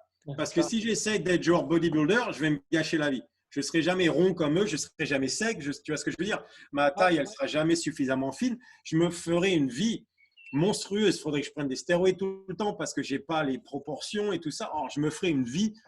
Tu vois ce que je veux dire? L'anxiété par rapport à ça, ça serait monstrueux. Donc, il y a ça aussi. Est-ce que tu es prêt à faire les sacrifices nécessaires pour arriver là où tu dis que tu veux arriver? Mais tu veux arriver là, pourquoi? Exactement. Ça reste la conversation. Parce que tu as vu ça sur Instagram, parce que tu as vu les CrossFit Games sur ESPN et ça te donne envie de faire partie de ce groupe-là. Mais en vérité, ce n'est pas ça que tu veux. Ce que tu veux, c'est faire partie de ce groupe de femmes-là. Pour être, tu sais, cette idée de tribu et tout ça, tu veux que ce soit la tribu. Ok, mais il faut bien comprendre que ces nanas-là, elles sont nées pour les CrossFit Games, quoi. J'ai entraîné Valérie. Valérie, elle n'était pas normale. Valérie, je lui mettais des entraînements 1h15 à la fin, 1h15, 1 minute on, 1 minute off, quoi. Vraiment, pendant 1h15 minutes. Je me le mesurais, je m'arrêtais quand elle pleurait, quoi. Mesurer entre 1h12 et 1h15, c'était des trucs, mais même moi, je me suis dit, oh putain, les entraînements barjo. Elle revenait le lendemain, yeah, on recommence. Je dis, mais comment t'as récupéré? Et j'ai jamais compris. Donc, elle n'était pas comme sprinteuse, jamais. Elle n'était pas très forte, mais au niveau de la récupération physique, pour ça qu'elle s'est toujours donnée bien au CrossFit Games, parce que quand samedi, dimanche arrive, ils sont tous cassés. Ils sont éclatés. Mais Valérie, elle était moins cassée que les autres. Donc, Valérie, samedi, dimanche, elle bossait à 85-90%. Les autres, ils étaient à 65%. Et c'est pour ça qu'elle commençait comme ça, mais elle continuait. Elle a commencé à 95 et elle arrivait 85-90. Les autres commençaient à 100, ils arrivaient à 65. Et ça, tu le vois, parce qu'elle avait une faculté de récupération que je n'ai jamais vue. C'était par jour. Ça abusé. C'est comme Kristen Holty qui est l'athlète la plus dure mentalement que j'ai jamais eue. Mais pas en CrossFit. En général, homme, femme, MMA, n'importe quel athlète que j'ai eu de boxe, de MMA, de NFL, tous ces trucs-là, Kristen Holty. Mentalement, elle avait un sac de sable. C'était genre, c'était quoi? C'était entre 45 et 60 kilos, un des deux, quoi. Donc, c'est presque son poids de corps. Donc, j'ai au moins 45 kilos. On va dire 50 kilos. Bref, elle fait 400 mètres. Elle revient Et à un moment donné, je l'ai vu s'arrêter et elle revient et elle panique, quoi. Tu vois bien qu'elle a lâché le truc, elle avait complètement paniqué. Elle m'a pris à côté, elle m'a dit, mais dis-moi, c'est normal que je me sente comme ça? Et donc, on est rentré dans la conversation, on dit, ouais, c'est complètement normal, c'est le sac de sable, on est parti. Elle me dit, ok. Et tu vois bien que ça l'a touché quelque part, là, que ça a touché à l'intérieur à un niveau où ça l'a fait abandonner. Elle n'abandonne pas. Et donc, tu vois bien que ça l'a touché à l'intérieur. Le lendemain, la prochaine session, elle revient, elle dit, je veux faire le sac de sable aujourd'hui. Je dis, non, il n'y a pas besoin, on fait autre chose. Non, je veux le faire. Je dis, ok. Elle prend le sac de sable, elle fait les 400 mètres, elle arrive, elle n'a pas lâché, elle fait comme ça, elle est repartie. Tu vois ce que je veux dire? Mentalement, la discours, là, elle était dure, celle-là. Ok, ça s'apprend pas. Non, bah non, c'est ça. Pardon, et tous, pardon, mais vous vous apprendrez pas ça. Ça, t'es né avec, quoi. Il y a des gens qui sont capables de faire certaines choses parce que mentalement ou physiquement, ils sont nés avec, quoi. C'est fort. Ma fille a commencé à s'entraîner avec nous. Elle a pris 50 kilos, Farmers Walk, 50 kilos de chaque côté, par main. Elle a 15 ans. Elle a fait 20 mètres, 20 mètres. Oh là là.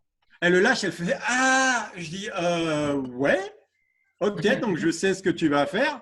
Elle a un potentiel déjà qui est… Mais, alors, elle a commencé il y a un mois, parce qu'avant, elle ne voulait pas le faire. Donc, vraiment sérieux, un mois, pendant 3 semaines, je disais « Putain, mais c'est dur. » Je dis « Oui, je comprends. » Et en ce moment, au niveau, elle commence à faire des progrès.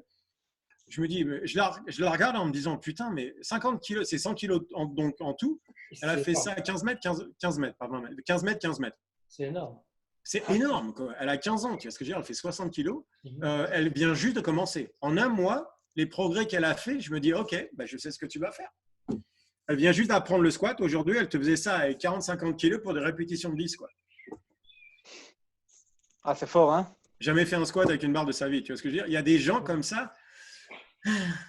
Ouais. Et toi, tu t'entraînes dans une salle de CrossFit ou une salle conventionnelle ou Non, d'abord, je ne m'entraîne dans aucune salle en ce moment. Non. Hein, parce que bien sûr que je m'entraîne dans une salle, mais je ne peux pas le dire parce qu'elle n'est pas censée nous permettre. Donc, il y a eu des gens sur Instagram qui ont envoyé des messages. Pourquoi vous les laissez s'entraîner? C'est pas juste. Donc, ah oui, ok. Allegedly, tu vois ce que je veux dire? Donc, non, je ne m'entraîne nulle part. Mais si je m'entraînais dans une salle en ce moment, oui, ce serait une salle CrossFit. Ça ne se passe pas, mais si ça se passait, ce serait un truc de CrossFit. C'était à Charlotte, qui était une compétitrice de CrossFit. C'était Junior Olympics au niveau de la natation. Et elle est devenue crossfiteuse. Elle a pris un sac de sable de 100 kilos. Et elle a fait 50 mètres, 60 mètres. Okay. Elle m'a battu. Salope. C'était la première fois, carrément. Je suis dit, où tu vas avec ça, quoi? Arrête-toi! Et elle m'a passé genre de 5 mètres. C'est dingue. Jamais plus. Mais ouais. Tu pourrais nous parler un petit peu de comment est construit une séance type Strong Fit? Donc, il y a plusieurs types de séances. Ça dépend un peu de ce que je veux faire. Donc, il y a ce qu'on appelle les burn questions, qui sont des sessions genre où on fait strongman, mais on va vraiment pousser l'aiguille au maximum. Et il y a des séances qui sont basées sur d'autres choses. Par exemple, une séance typique où on va faire tout un système de… Donc, comment est-ce qu'on va commencer? Pour expliquer, par exemple, j'ai donc le template que j'ai en ce moment à l'extérieur. Le deuxième jour, c'est plutôt, on va commencer avec un travail au niveau par rapport aux jambes. Donc, de quoi je parle? Ce qui est intéressant, c'est parce que je vais faire tout ce qui est phylogénétique et hiérarchie. Je vais commencer plutôt avec un travail, tout ce qui est, tu sais, de flot sanguin et tout ça. Donc, plutôt un travail de bodybuilding. Et je ne fais le travail de force qu'après le travail de bodybuilding. Ah ouais. Ouais, et pas avant. Pourquoi? Parce que je suis ce qui s'appelle le phylogénétique et hiérarchie. C'est une autre conversation. C'est fou parce que la plupart des entraîneurs ont tendance à faire, on appelle ça le gros mouvement. Commencer par le gros mouvement squat, deadlift, bench. Et ensuite, faire des mouvements plus d'isolation. Et toi, tu fais l'inverse. Pourquoi? Parce que pour avoir du côté gros mouvement à fond au niveau de la force, tu dois déjà être du côté sympathique. Et pour arriver, il y a toute une avenue pour arriver au côté sympathique maximum. Tu ne peux pas directement commencer là. Il faut une certaine agression qui se fasse. Et l'agression, je vais le faire au niveau flot sanguin, pump et tout ça pour t'amener justement à un niveau sympathique maximal. Et c'est à ce moment-là que tu pourras soulever le plus, quoi. Okay. Et donc, par exemple, je vais donner le deuxième jour du template. On va commencer avec les jambes. Et donc, je commençais avec des fentes, par exemple. Ouais. Je ne donne pas de répétition parce qu'on s'est rendu compte d'un truc qui est très intéressant. C'est que si je te donne, par exemple, tu vas faire des fentes pour 15 répétitions. Je vais trop prédire, c'est ça? Donc, tu vas prendre le même poids, exactement le même poids, mais je vais te donner 1 minute. On va te donner une musique pendant 1 minute et tu vas faire des fentes jusqu'à que tu pendant 1 minute. Et donc, tu t'arrêtes quand il faut, mais tu ne bouges pas et tu continues. Et tu passes de 15 répétitions à 25-30 avec le même poids. Parce que pendant 1 minute, tu ne lâches pas. Tu as une constraint et tu fais ça pendant 1 minute. Donc, ça marche. C'est ridicule comme ça. Ça marche très, très bien. Donc, on fait des fentes d'abord toujours. Pourquoi? À cause du torque interne, tous ces trucs-là.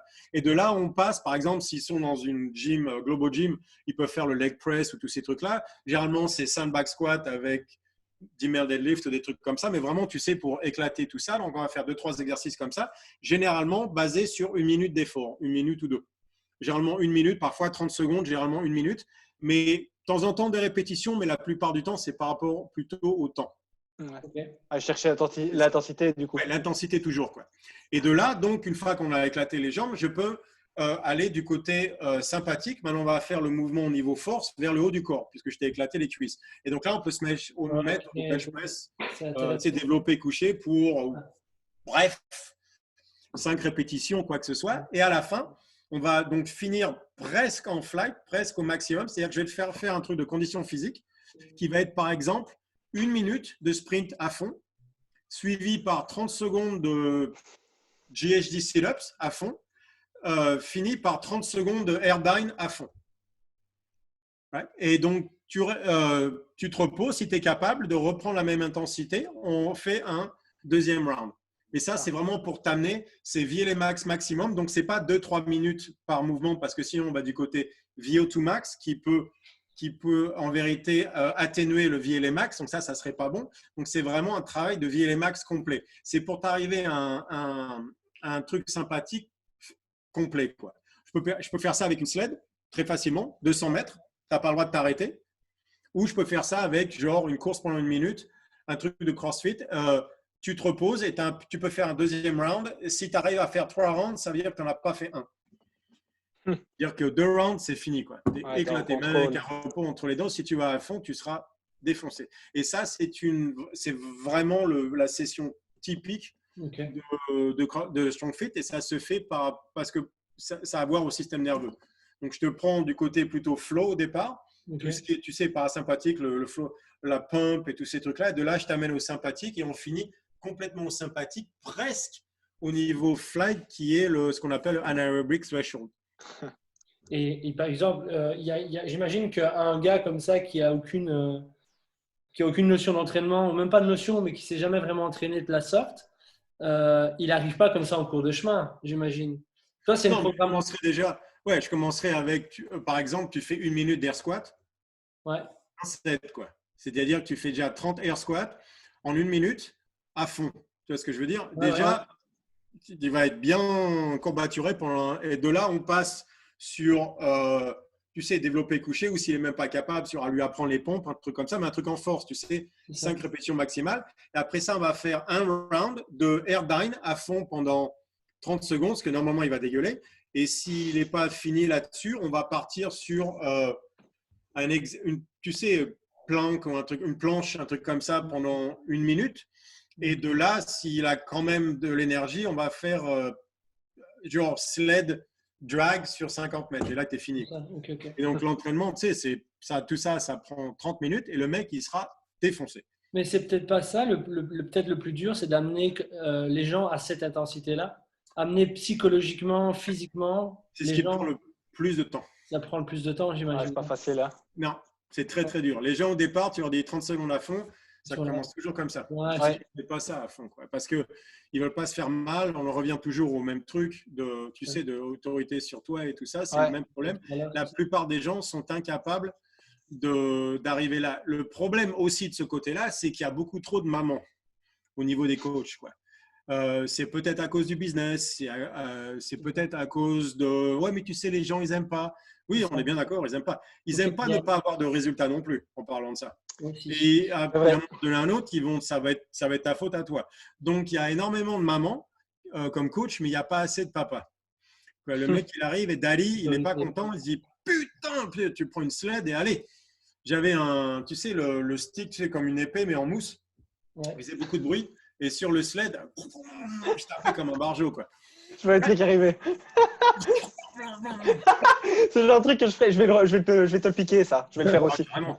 Préparez-vous, les gars. Je vais le faire aussi. Les salles des taekwondo, parce que les Coréens, c'est les pires pour ça. Ils ont tous ces épées en mousse comme ça parce qu'ils adorent cartonner tout le monde avec. Tu t'envoles une et tu prends ça pour tes mecs à toi. Une fois de temps en temps, il faut y aller, quoi. Donc, Ouais. peut-être pas tous les entraînements, mais une fois par semaine, il faut apprendre à pousser, quoi. On l'a fait une fois, ça. On l'a fait une fois, cette expérience-là. Ça a été extraordinaire. Et là où c'est vraiment fou, Une c'est fois que par moi, j'ai eu une fois par an. On l'a fait une fois, en fait. Ouais. Et le truc, c'est que on a vu vraiment des personnalités se découvrir elles-mêmes, quoi. C'était assez incroyable. Mais tu sais, c'était des trucs genre, oui, mais attends, montre-moi jusque, oui, est-ce que c'est 4-5 cm? Et tu sais, là, tu es dans l'excuse. Et je leur dis, je dis, les gars, je ne serais pas en train de vous dire de vous donner à fond. Vous ne poseriez pas la même question. Tu sais, c'est la fuite un peu. C'est carrément la tu fuite. sais. Et donc, il n'y a pas besoin d'en arriver même à ce point-là, mais au moins apprendre à aller 1 mètre en plus. C'est ça. Tu vois ce que je veux dire? Quand tu n'en peux plus, 1 mètre de plus. C'est tout, une fois par semaine. Tu vois ce que je veux dire? Mais vraiment… Ça, c'est le conseil peut-être. C'est le gros conseil Ouais. aux gens qui écoutent là. Je les comprends de temps en temps où ils se disent ouais, mais les gens ils vont pas revenir, les gens ils ont peur, les gens ils ont ça. Je dis ok, mais ils viennent aussi vous voir pour s'améliorer, pour justement se trouver eux-mêmes dans l'exercice, pour aller peut-être sinon ils pourraient le faire eux-mêmes. Et de toute façon, c'est même comme service pour l'espèce humaine, il faut pousser un peu, quoi. J'ai vécu en Afrique, j'ai vécu au Brésil et tout ça. Je peux vous le dire, on est soft quand même, quoi. Ouais, soft. En Europe et tout ça, on devient soft mentalement, physiquement. Ça se voit avec le virus et tout ça. Là. On a besoin de pousser un peu. Et le seul endroit où on peut le faire, c'est la gym. Et donc, si quand tu arrives à la gym, tous les entraîneurs sont là en disant tout va bien, il n'y a pas besoin de pousser trop fort, il n'y a pas besoin de faire ci, il n'y a pas besoin de faire ça. Où est-ce qu'on va trouver l'intensité? Jamais. Tu vois ce que je veux dire? Et donc, je comprends que d'un côté, par rapport au business et tout ça, ils ont peur de faire peur aux gens, quoi. Mais en même temps, moi, je peux te le dire, aux États-Unis où j'étais quand je faisais les coachings, j'avais littéralement construit un business là-dessus, faire peur aux gens. Il y avait toute une phase où je faisais mes selfies. Tu sais, à chaque fois que j'entrais les gens qui étaient comme ça. Tu tirais la langue, c'est ça, je me rappelle. Je me rappelle les selfies, c'était il y a 5-6 ans de ça, quoi. Et j'ai des gens qui sont venus s'entraîner avec moi simplement pour le selfie.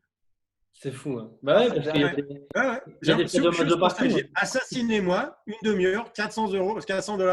On va faire une session complète. Ils voulaient juste le selfie à la fin, quoi. Ah ouais. Ouais, donc il y a beaucoup de du public qui reconnaissent. Pour tout, il y a des gens pour tout. Mais les gens, je crois que les gens reconnaissent le besoin de pousser. Je pense. De se pousser. Ça fait partie de la nature. Soi-même, c'est important. Et je crois que la plupart des gens, à l'intérieur, veulent ça. Simplement, ils ne vont pas nécessairement le dire. Ils ne savent pas comment dire ou ils ne vont pas le dire et tout ça. Mais je crois que chaque être humain à l'intérieur reconnaît ce besoin de se surpasser. Ouais. Et on est en train de l'entendre dans beaucoup d'endroits maintenant avec le corona, etc. Exactement. On a beaucoup de gens qui sont, tu sais, un peu ces gars qui sont les derniers à dire moi, tu sais, je ne suis pas là pour soulever lourd. Et au final, c'est les gars qui vont commander une barre. Tu sais, c'est un peu marrant, quoi. Il y a un peu ce côté, ok, on se retrouve face à nous-mêmes et on assume un peu, quoi. Ouais, et ils voient bien qu'ils en avaient besoin, qu'en vérité, ils aimaient ça et tous ces trucs-là. Et donc, il y a toujours un niveau de peur au départ quand il s'agit de pousser aussi dur que ça. Mais je pense qu'en vérité, c'est ça le boulot du coach aussi, c'est pas à chaque entraînement, mais disons une fois par semaine, d'être là pour dire, ok, aujourd'hui, tu vas arrêter avec tes excuses, tu vas arrêter avec tes conneries, tu vas montrer que tu peux aller un peu plus loin, un peu plus dur, pousser un peu, te surpasser juste un peu. Mais les résultats, même au niveau mental, quand on est capable de faire ça, sont énormes. C'est ça. C'est exponentiel même au niveau de ce qu'on peut accomplir quand on arrive à pousser un peu, quoi. C'est ça. Et c'est fou parce que tu parles de ça et tu parles du fait qu'on est trop soft. Hier, j'étais faire des sprints avec des potes sur une piste d'athlétisme. Attention, il y avait les distanciations sociales, on faisait attention et tout. J'étais pas dedans. Et alors, on a fait tout un truc sur piste avec des changements de direction un peu style NFL, tu vois, un peu des changements de direction, on se chronométrait chacun. Après, on a fait des lignes droites. Et c'est fou parce qu'à un moment donné, j'avais un pote à côté de moi, bodybuilder, mais une masse, le gars, il fait 88 kilos, c'est type bodybuilding de fou. Et dans ma tête, je me dis, il m'aura jamais, tu vois, il m'aura jamais. Mais le gros problème, le gros truc entre lui et moi, et on en a discuté après, c'est que lui, hein, c'est ça, quoi. Lui, c'est pas un soft comme moi, tu vois. Lui, il a la rage, lui. Tu vois, il a la rage au vent. Il veut pas être deuxième. Il veut être premier, tu vois. Et là, il me l'a fait ressentir, mais fois 1000. J'ai voulu tout donner à un moment donné à la fin. J'étais à ça, mais à côté de lui. Et juste à la fin, il me fait non! Il commence à accélérer. Et je le vois, il arrive et il me regarde et il me fait oh, j'en fais. Et je regarde et je suis putain, je suis trop soft. J'arrive pas à libérer tout ça, là. J'arrive pas. Et quand tu parles de ça, je me dis putain, mais il faut que je fasse ça. Il faut que je me libère. Mais ça aussi, tu vois ce que je veux dire, c'est une fois par semaine pendant 6 mois. Ah, bah oui, c'est pas 3 fois d'affilée, tu vois ce que je veux dire, parce qu'il y a des trucs par rapport à faire. Et après, il faut que le corps suive aussi. La constance. La réaction sympathique, il faut le recréer, tu vois ce que je veux dire. Donc, il y a tout un truc par rapport à ça. Mais c'est quand tu le fais comme ça pendant 3 semaines, 4 semaines, 5 semaines, et puis ça commence à monter, tu commences à voir les résultats et tu vois bien, c'est là où vraiment on se dit ouh. Et pourquoi tous on a commencé, on a aimé le CrossFit? Parce qu'on se rappelle du premier workout. Ouais, moi, c'était Grace. Grace, et je suis arrivé en disant ouais, c'est pas un problème, je suis arrivé à 25 et je me suis dit putain, j'aurais une crise cardiaque, quoi. C'est un problème. De 25 à 30, je me rappelle pas vraiment ce qui s'est passé, quoi. Mais je sais que je me suis dit putain, mais et je suis comme ça pendant 10 minutes et ça me rappelait le jiu-jitsu et je me suis dit putain, mais c'est extraordinaire ce truc-là. C'est ce que j'ai, puis j'ai fait Murph, ça s'est pas bien passé. Mais Grace, c'était pour moi le premier workout. Je me suis dit mais je vais faire ça à chaque fois, quoi. C'est niveau d'intensité, tu vois ce que je veux dire. Et après, qu'est-ce qui se passe? Tu commences, tu sais, à avoir la stratégie. Donc, tu fais des répétitions de 5 et tu finis le workout et tu te dis. C'est ça, exactement. Tu vois, la passion est plus là. Parce qu'en réalité, ce que tu as aimé, c'était te dépasser, quoi. C'est d'arriver à 25 et dire je vais mourir, mais non, je dois en faire 30, quoi. Et après, je l'ai fait, quoi. 5 de plus. Et après, je l'ai fait. Je n'ai pas lâché, je n'ai pas abandonné, j'ai continué. Et c'est ça, en réalité. Et c'est pour ça que CrossFit marche. Je suis d'accord avec Ou toi. a marché toujours avec les gens. C'est pour ça que la première année de CrossFit, c'était une révélation pour tout le monde. Parce que les gens, ils apprennent des nouveaux skills, ils continuent à pousser et ils s'éclatent. Et après, la stratégie commence à arriver. Et on veut faire des entraînements plus longs. Et maintenant, c'est plus Grace parce que c'est Grace et Isabelle et Fran. Et ça, c'est pour juste s'échauffer. Et de là, on finit avec Murph comme assistance work. Tu vois ce que je veux dire? Et donc, bien sûr, après ça, tout se fait doucement parce que sinon, il n'y a pas moyen. Et maintenant, tu vois bien que les gens, ils n'ont plus envie de le faire. Ils n'ont plus aucune joie dans l'entraînement, dans ces trucs-là. Mais bon, il y a une compétition dans 6 semaines où, tu vois ce que je veux dire, il faut que je finisse l'entraînement de un tel qui m'a dit que… Et les gens, ils sont à l'usine, quoi. Et ils s'entraînent, tu les vois, ils ont 2 entraînements en plus et ils sont comme ça, ils sont à l'usine. Et tu vois bien, tu sais bien qu'un an après ça, c'est fini, quoi. Exactement. La perte de motivation, elle est énorme, c'est fini. Bah, forcément. Bah, oui. Il y en a, ils s'entraînent à chaque fois, ils donnent toujours l'impression qu'ils vont pleurer. C'est ce que je veux dire. Et tu dis, mais pourquoi tu fais ça? Parce que tu payes pour ça. Donc, tu fais du mal. Tu payes pas mal d'argent pour faire cette tête-là quand tu t'entraînes. C'est ça. OK. Sure. Can we talk? On peut parler après? Tu vois ce que je veux dire? Ouais. Il y a ça aussi même par rapport… J'ai ça avec des athlètes qui venaient me voir en disant je veux être meilleur et tout ça. Et je les vois s'entraîner. Je dis mais non. Pas du tout envie de faire ce que tu es en train de faire. J'ai envie d'autre chose. C'est autre chose. Ouais, c'est plutôt Instagram et tout ça. Mais toi, en vérité, tu n'aimes pas t'entraîner de cette manière-là. De toute façon, tu n'as aucune envie de faire ça. Ça se voit. Ça se voit. Les Lauren Fisher et tout ça, crois-moi, quand elles s'entraînent, il y avait elle et comment elle s'appelait, Maddie Myers. Ouais. Les deux, à chaque fois, quand elles s'entraînaient ensemble, oh putain, il y avait une des deux qui allait pleurer, quoi. Ah ouais, à ce point-là. À chaque fois. Ouais. Donc, si c'est Maddie qui allait perdre, elle commençait avec son attaque d'asthme, toujours, quand elle perdait contre Lauren. Et c'était Lauren, elle allait pleurer derrière, elle n'était pas contente et elle allait se plaindre pendant 2 jours, quoi. C'est fou. Hein. Oh, oui. Ça. Et Kristen, crois-moi, elle dit rien, mais il y avait toutes les femmes à CrossFit sur l'équipe de CrossFit Games, ils avaient STFU qui était ici sur leur sweatshirt. OK. Et ça venait d'un jour où il y avait, je ne me rappelle plus qui s'était en train de faire des squats et qui était en train de se plaindre. Et il y a Kristen Holte qui est passée et qui a dit shut the fuck up. Ouais. Et qui a continué. Et l'autre, elle a fait ouais, d'accord. Et elle a continué ses squats, quoi. Donc, ils ont tous SFU et shut the fuck up. Yeah. Ça, c'est bon, ça. Donc, dès qu'il y a quelque chose, ils regardent et ils se rappellent Kristen qui leur disait shut the fuck up. Énorme. Ouais. Mais ouais, donc, tu vois ce que je veux dire? Là, tu les vois s'entraîner, tu dis, OK, là, et tu crois-moi, quand elles sont là, tu vois ce que je veux dire? Ouh. Donc, elles le veulent, quoi. Elles ou ils le veulent. Et c'est ça aussi qu'il faut voir dans un athlète, c'est est-ce qu'il y a cette passion-là? Est-ce que le truc, c'est de toute façon, ils vont le faire? Ouais. Bien ou pas, ils vont le faire. Donc, dans ces cas-là, je dis, OK, laisse-moi t'aider parce que sinon, tu vas t'arracher une clavicule. Mais la passion est déjà là. Cette passion, je ne peux pas te la donner. Ah oui, c'est ça. Parce que hier, tu es à 28 sur Grace et tu laisses tomber la barre. OK. OK. Mais 28, 29, 30, tu vois ce que je veux dire? C'est pas loin. Ouais. Je te donne 200 mètres sur une sled, tu vois ce que je veux dire? À 150 mètres, tu t'arrêtes. J'ai dit non, tu t'arrêtes pas. Tu t'es arrêté. Donc, à ma gym, quand j'avais à Torrance, c'était très clair. Si sur les 200 mètres, tu t'arrêtes, tu me perds comme coach. Tu es viré comme client. Ah, Et je l'ai fait à 3-4 personnes. Je voyais bien qu'il y avait un problème. J'ai dit, OK, on va voir. 200 mètres, tu t'arrêtes. À un moment, tu t'arrêtes. Tu es viré. J'ai dit, OK. Moi, j'avais ici une dernière question. Une question qui me turlupine un petit peu. Mais bon, j'ai déjà une idée. Mais quelle est la différence entre CrossFit et StrongFit? OK. Donc, CrossFit, c'est un système en place. Tandis que CrossFit est un système. Donc, c'est très structuré. Ils ont leurs entraînements, leurs machins. Tandis que StrongFit n'est pas un système du tout. StrongFit est une manière d'apprendre. C'est plusieurs principes qui ont été mis ensemble de manière à essayer d'enseigner aux gens d'abord à apprendre, il faut dire ce qui est. Il faut d'abord apprendre à apprendre, c'est la première chose. Et de là, de s'améliorer, quoi. Et donc, en vérité, ça n'a jamais été un système en place, c'est même pas une philosophie, c'est simplement une manière d'apprendre.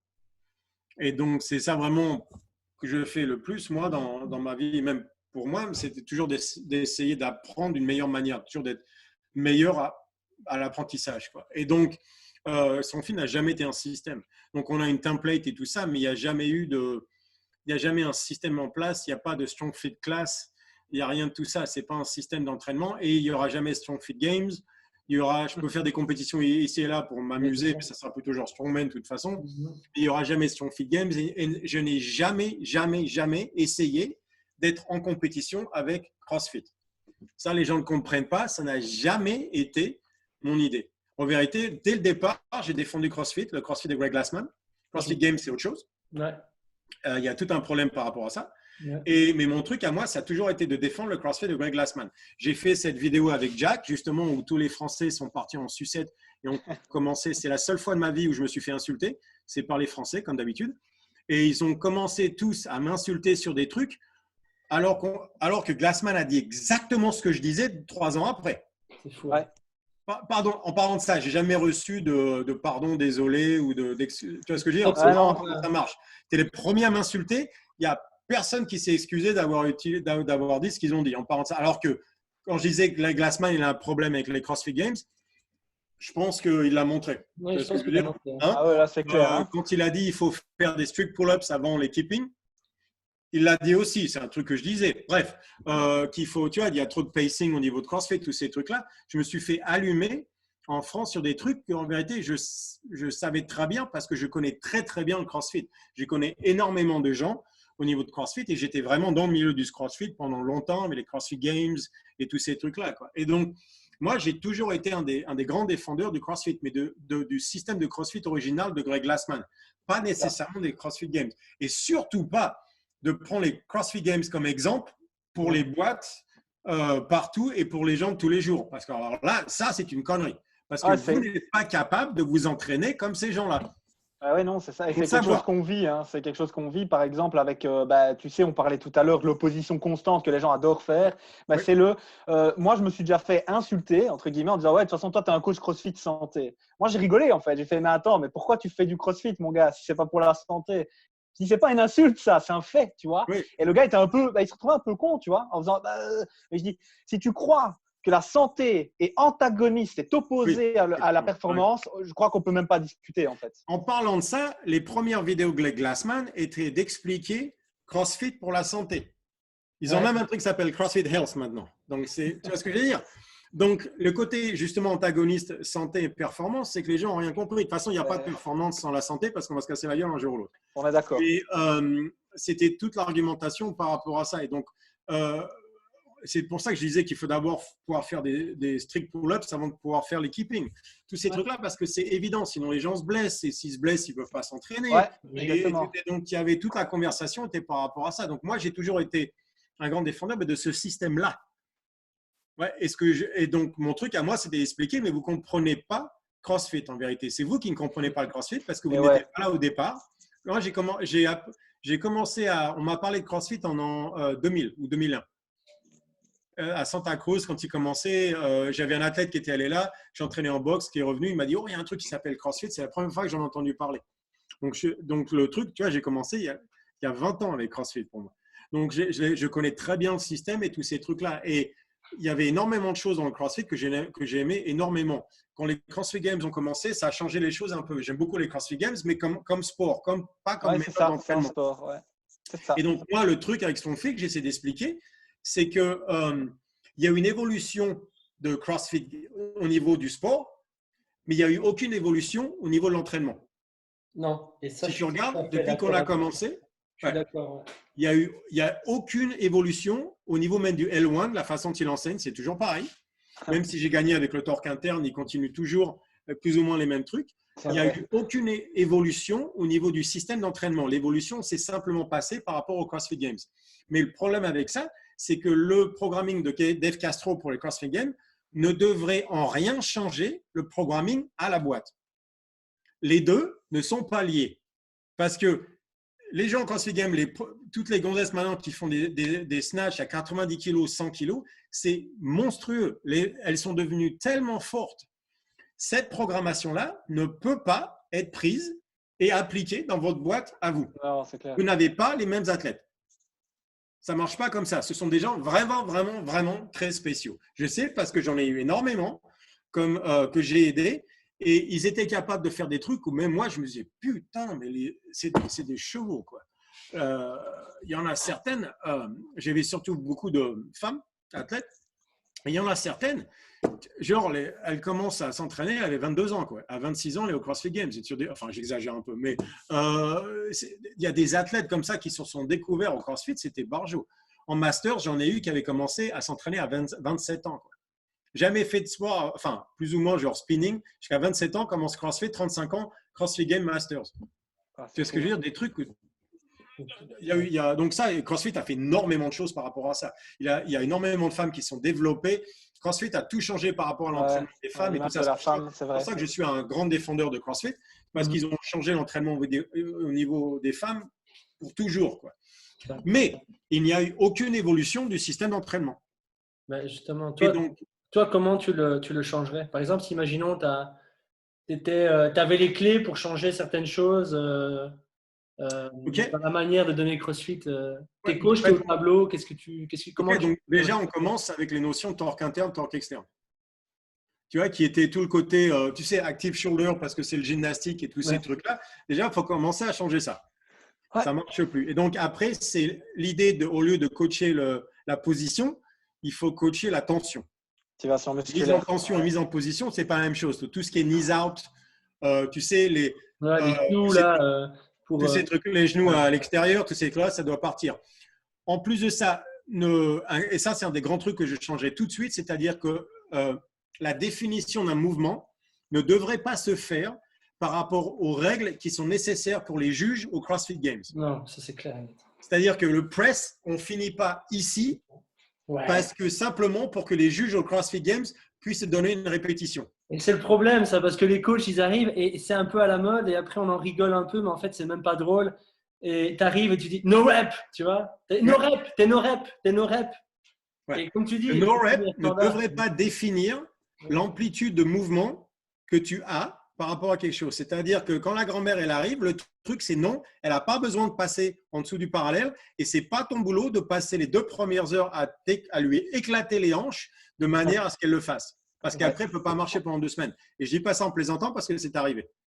Justement, Richard, dans sa gym, avec un L4 qui est arrivé, elle a passé 2 heures à demander à ce que la nana qui avait 60 des brouettes passe et elle a pouvait plus marcher pendant 2 semaines. Elle a arrêté justement. Elle a dit à Richard, je reviens plus, je me suis fait mal et tout ça. Bah ouais.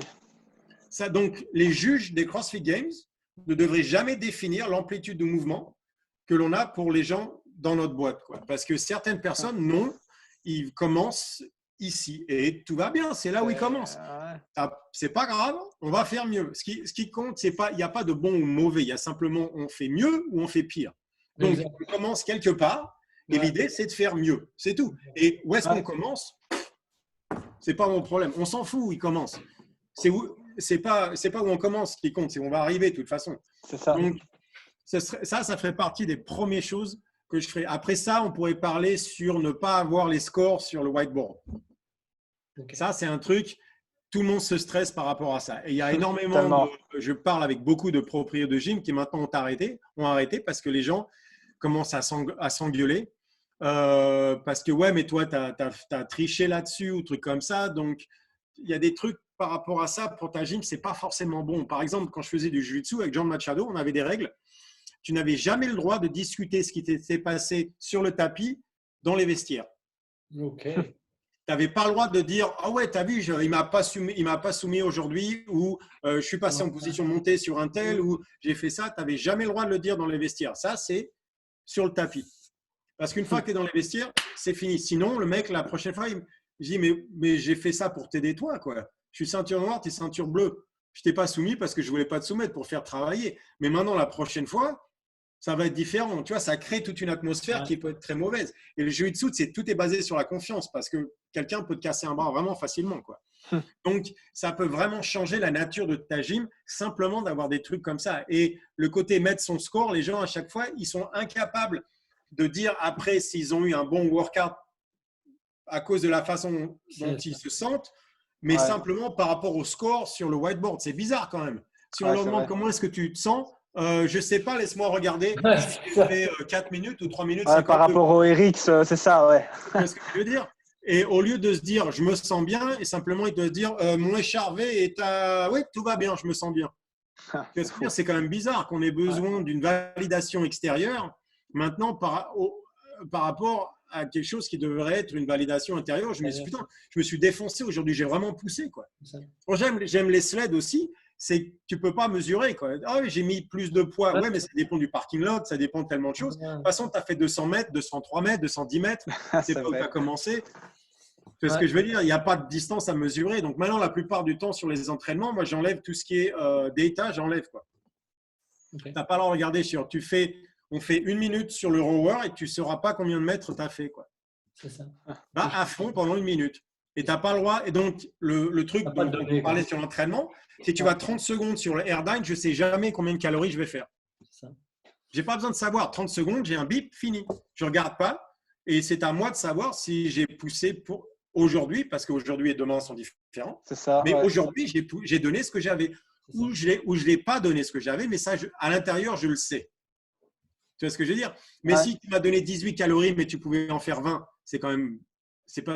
que j'ai demandé. Mais la dernière fois, tu as fait 17, donc tu dis, ouais, je me suis bien donné. Non, parce qu'aujourd'hui, tu avais 20. Par contre, si tu avais 16, mais tu m'as donné 16, c'est la meilleure. Mais la dernière fois, j'ai fait 17. Oui, mais c'est pas grave. Aujourd'hui, tu avais 16.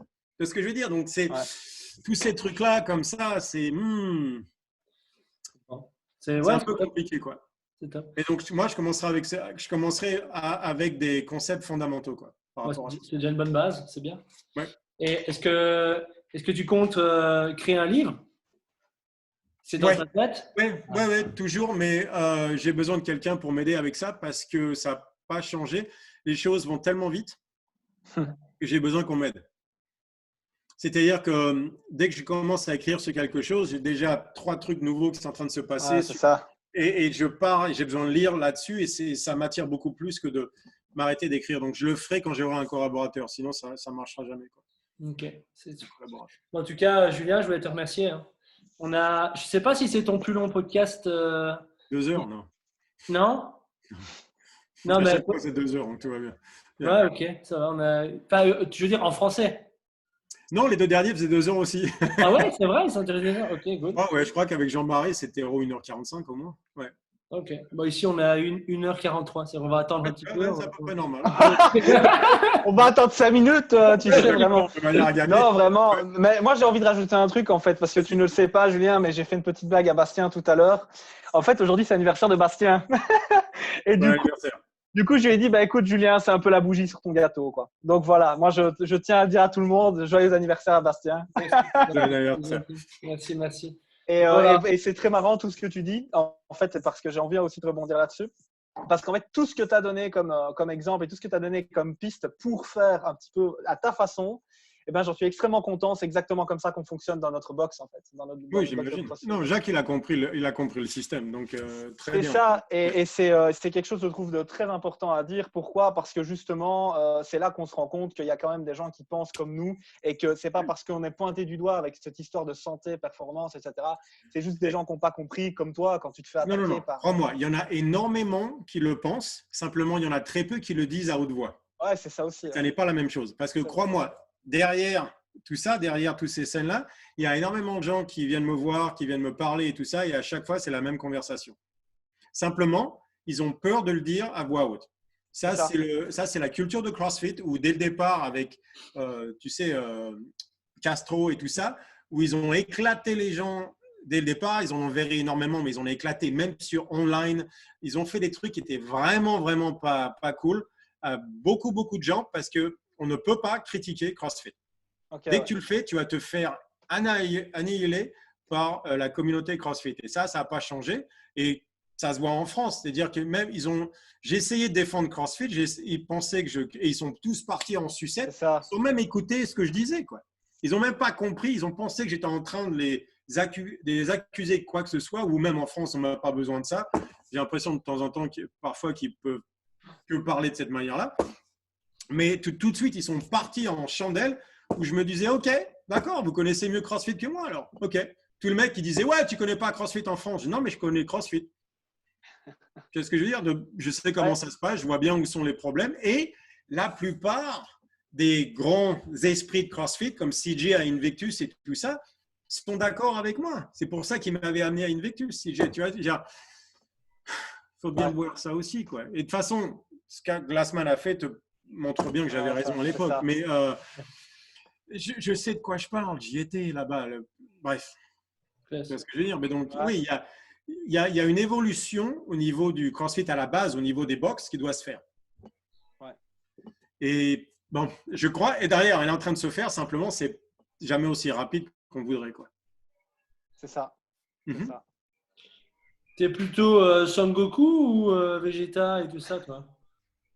Sangoku, parce que Ultra Instinct, c'est vraiment cool. J'avoue. Ouais, j'avoue. Ultra Instinct, quand il combat Jiren, la première transformation, j'étais comme ça, violé sur la télé, quoi. Et puis cette fin de combat, je crois que c'est quand même t'aimes ou t'aimes pas Super Dragon Ball Super, mais la fin de combat elle est juste épique. Hein. Tu peux dire ce que tu veux. Quand il est master d'Ultra Instinct et tout ça, c'est tellement cool. Putain, le combat contre Jiren, ça reste quand même un des plus grands trucs. C'était vraiment cool. J'adore. La question qui amène le côté geek direct. Mais sinon, non, j'adore Vegeta aussi, parce que comment est-ce que tu n'aimes pas Vegeta avec toujours c'est the pride of the Saiyan et tout ça. Mais le Ultra Instinct, c'est vraiment dur de surpasser celui-là, quoi. J'avoue. J'ai les deux. J'ai les t-shirts Vegeta et Goku, donc j'alterne. J'alterne un peu quand même, quoi. Merci beaucoup, Julien. Est-ce que Benjamin, j'aime bien lui poser chaque fois cette question-là parce que dans sa tête, il se passe des trucs aussi. Est-ce que tu as un dernier mot, Benjamin? Écoute, merci. Simplement, merci. Pourquoi? Pour nous montrer que justement, il n'y a pas qu'un chemin, il y en a plusieurs qui amènent peut-être forcément à un trou ou à 10. Oui. Moi, c'est surtout ce que je retiens avec toi, c'est que cette capacité que tu as à ne pas mettre en opposition les choses font que tu as une vision qui est hors norme. J'ose le dire parce que c'est vrai, elle est hors norme. Tu as vraiment une vision globale des choses. Moi, c'est ce que j'essaye d'amener justement dans ma vision de la vie, tu vois. J'aime bien amener plein de choses et justement à des discussions comme ça avec des invités comme toi qui sont super intéressants et avec qui on échange, oui, sur des méthodes, mais surtout sur de l'humain. Et ça, c'est vraiment notre travail au final. Hein. C'est d'aider, en tout cas, c'est comme ça que je le vois moi, c'est d'aider les personnes le plus possible. Donc vraiment, merci Julien. Et j'ai envie de te dire, je me réjouis d'être dans 2-3 ans juste pour voir où tu seras parce qu'à mon avis, ça vaudra la peine de revenir te voir. On verra bien, oui. Ouais. Super. D'ici là, j'aurais parlé à Carl Freestone peut-être. On sait jamais. Ce serait énorme. Ouais, j'aimerais bien ça. Bah voilà. Merci à vous. Merci à tout le monde d'avoir suivi. À très bientôt alors, hein. Salut Oui. Julien. Très bientôt. Ciao tout le monde. Salut. Bye. Ciao, ciao.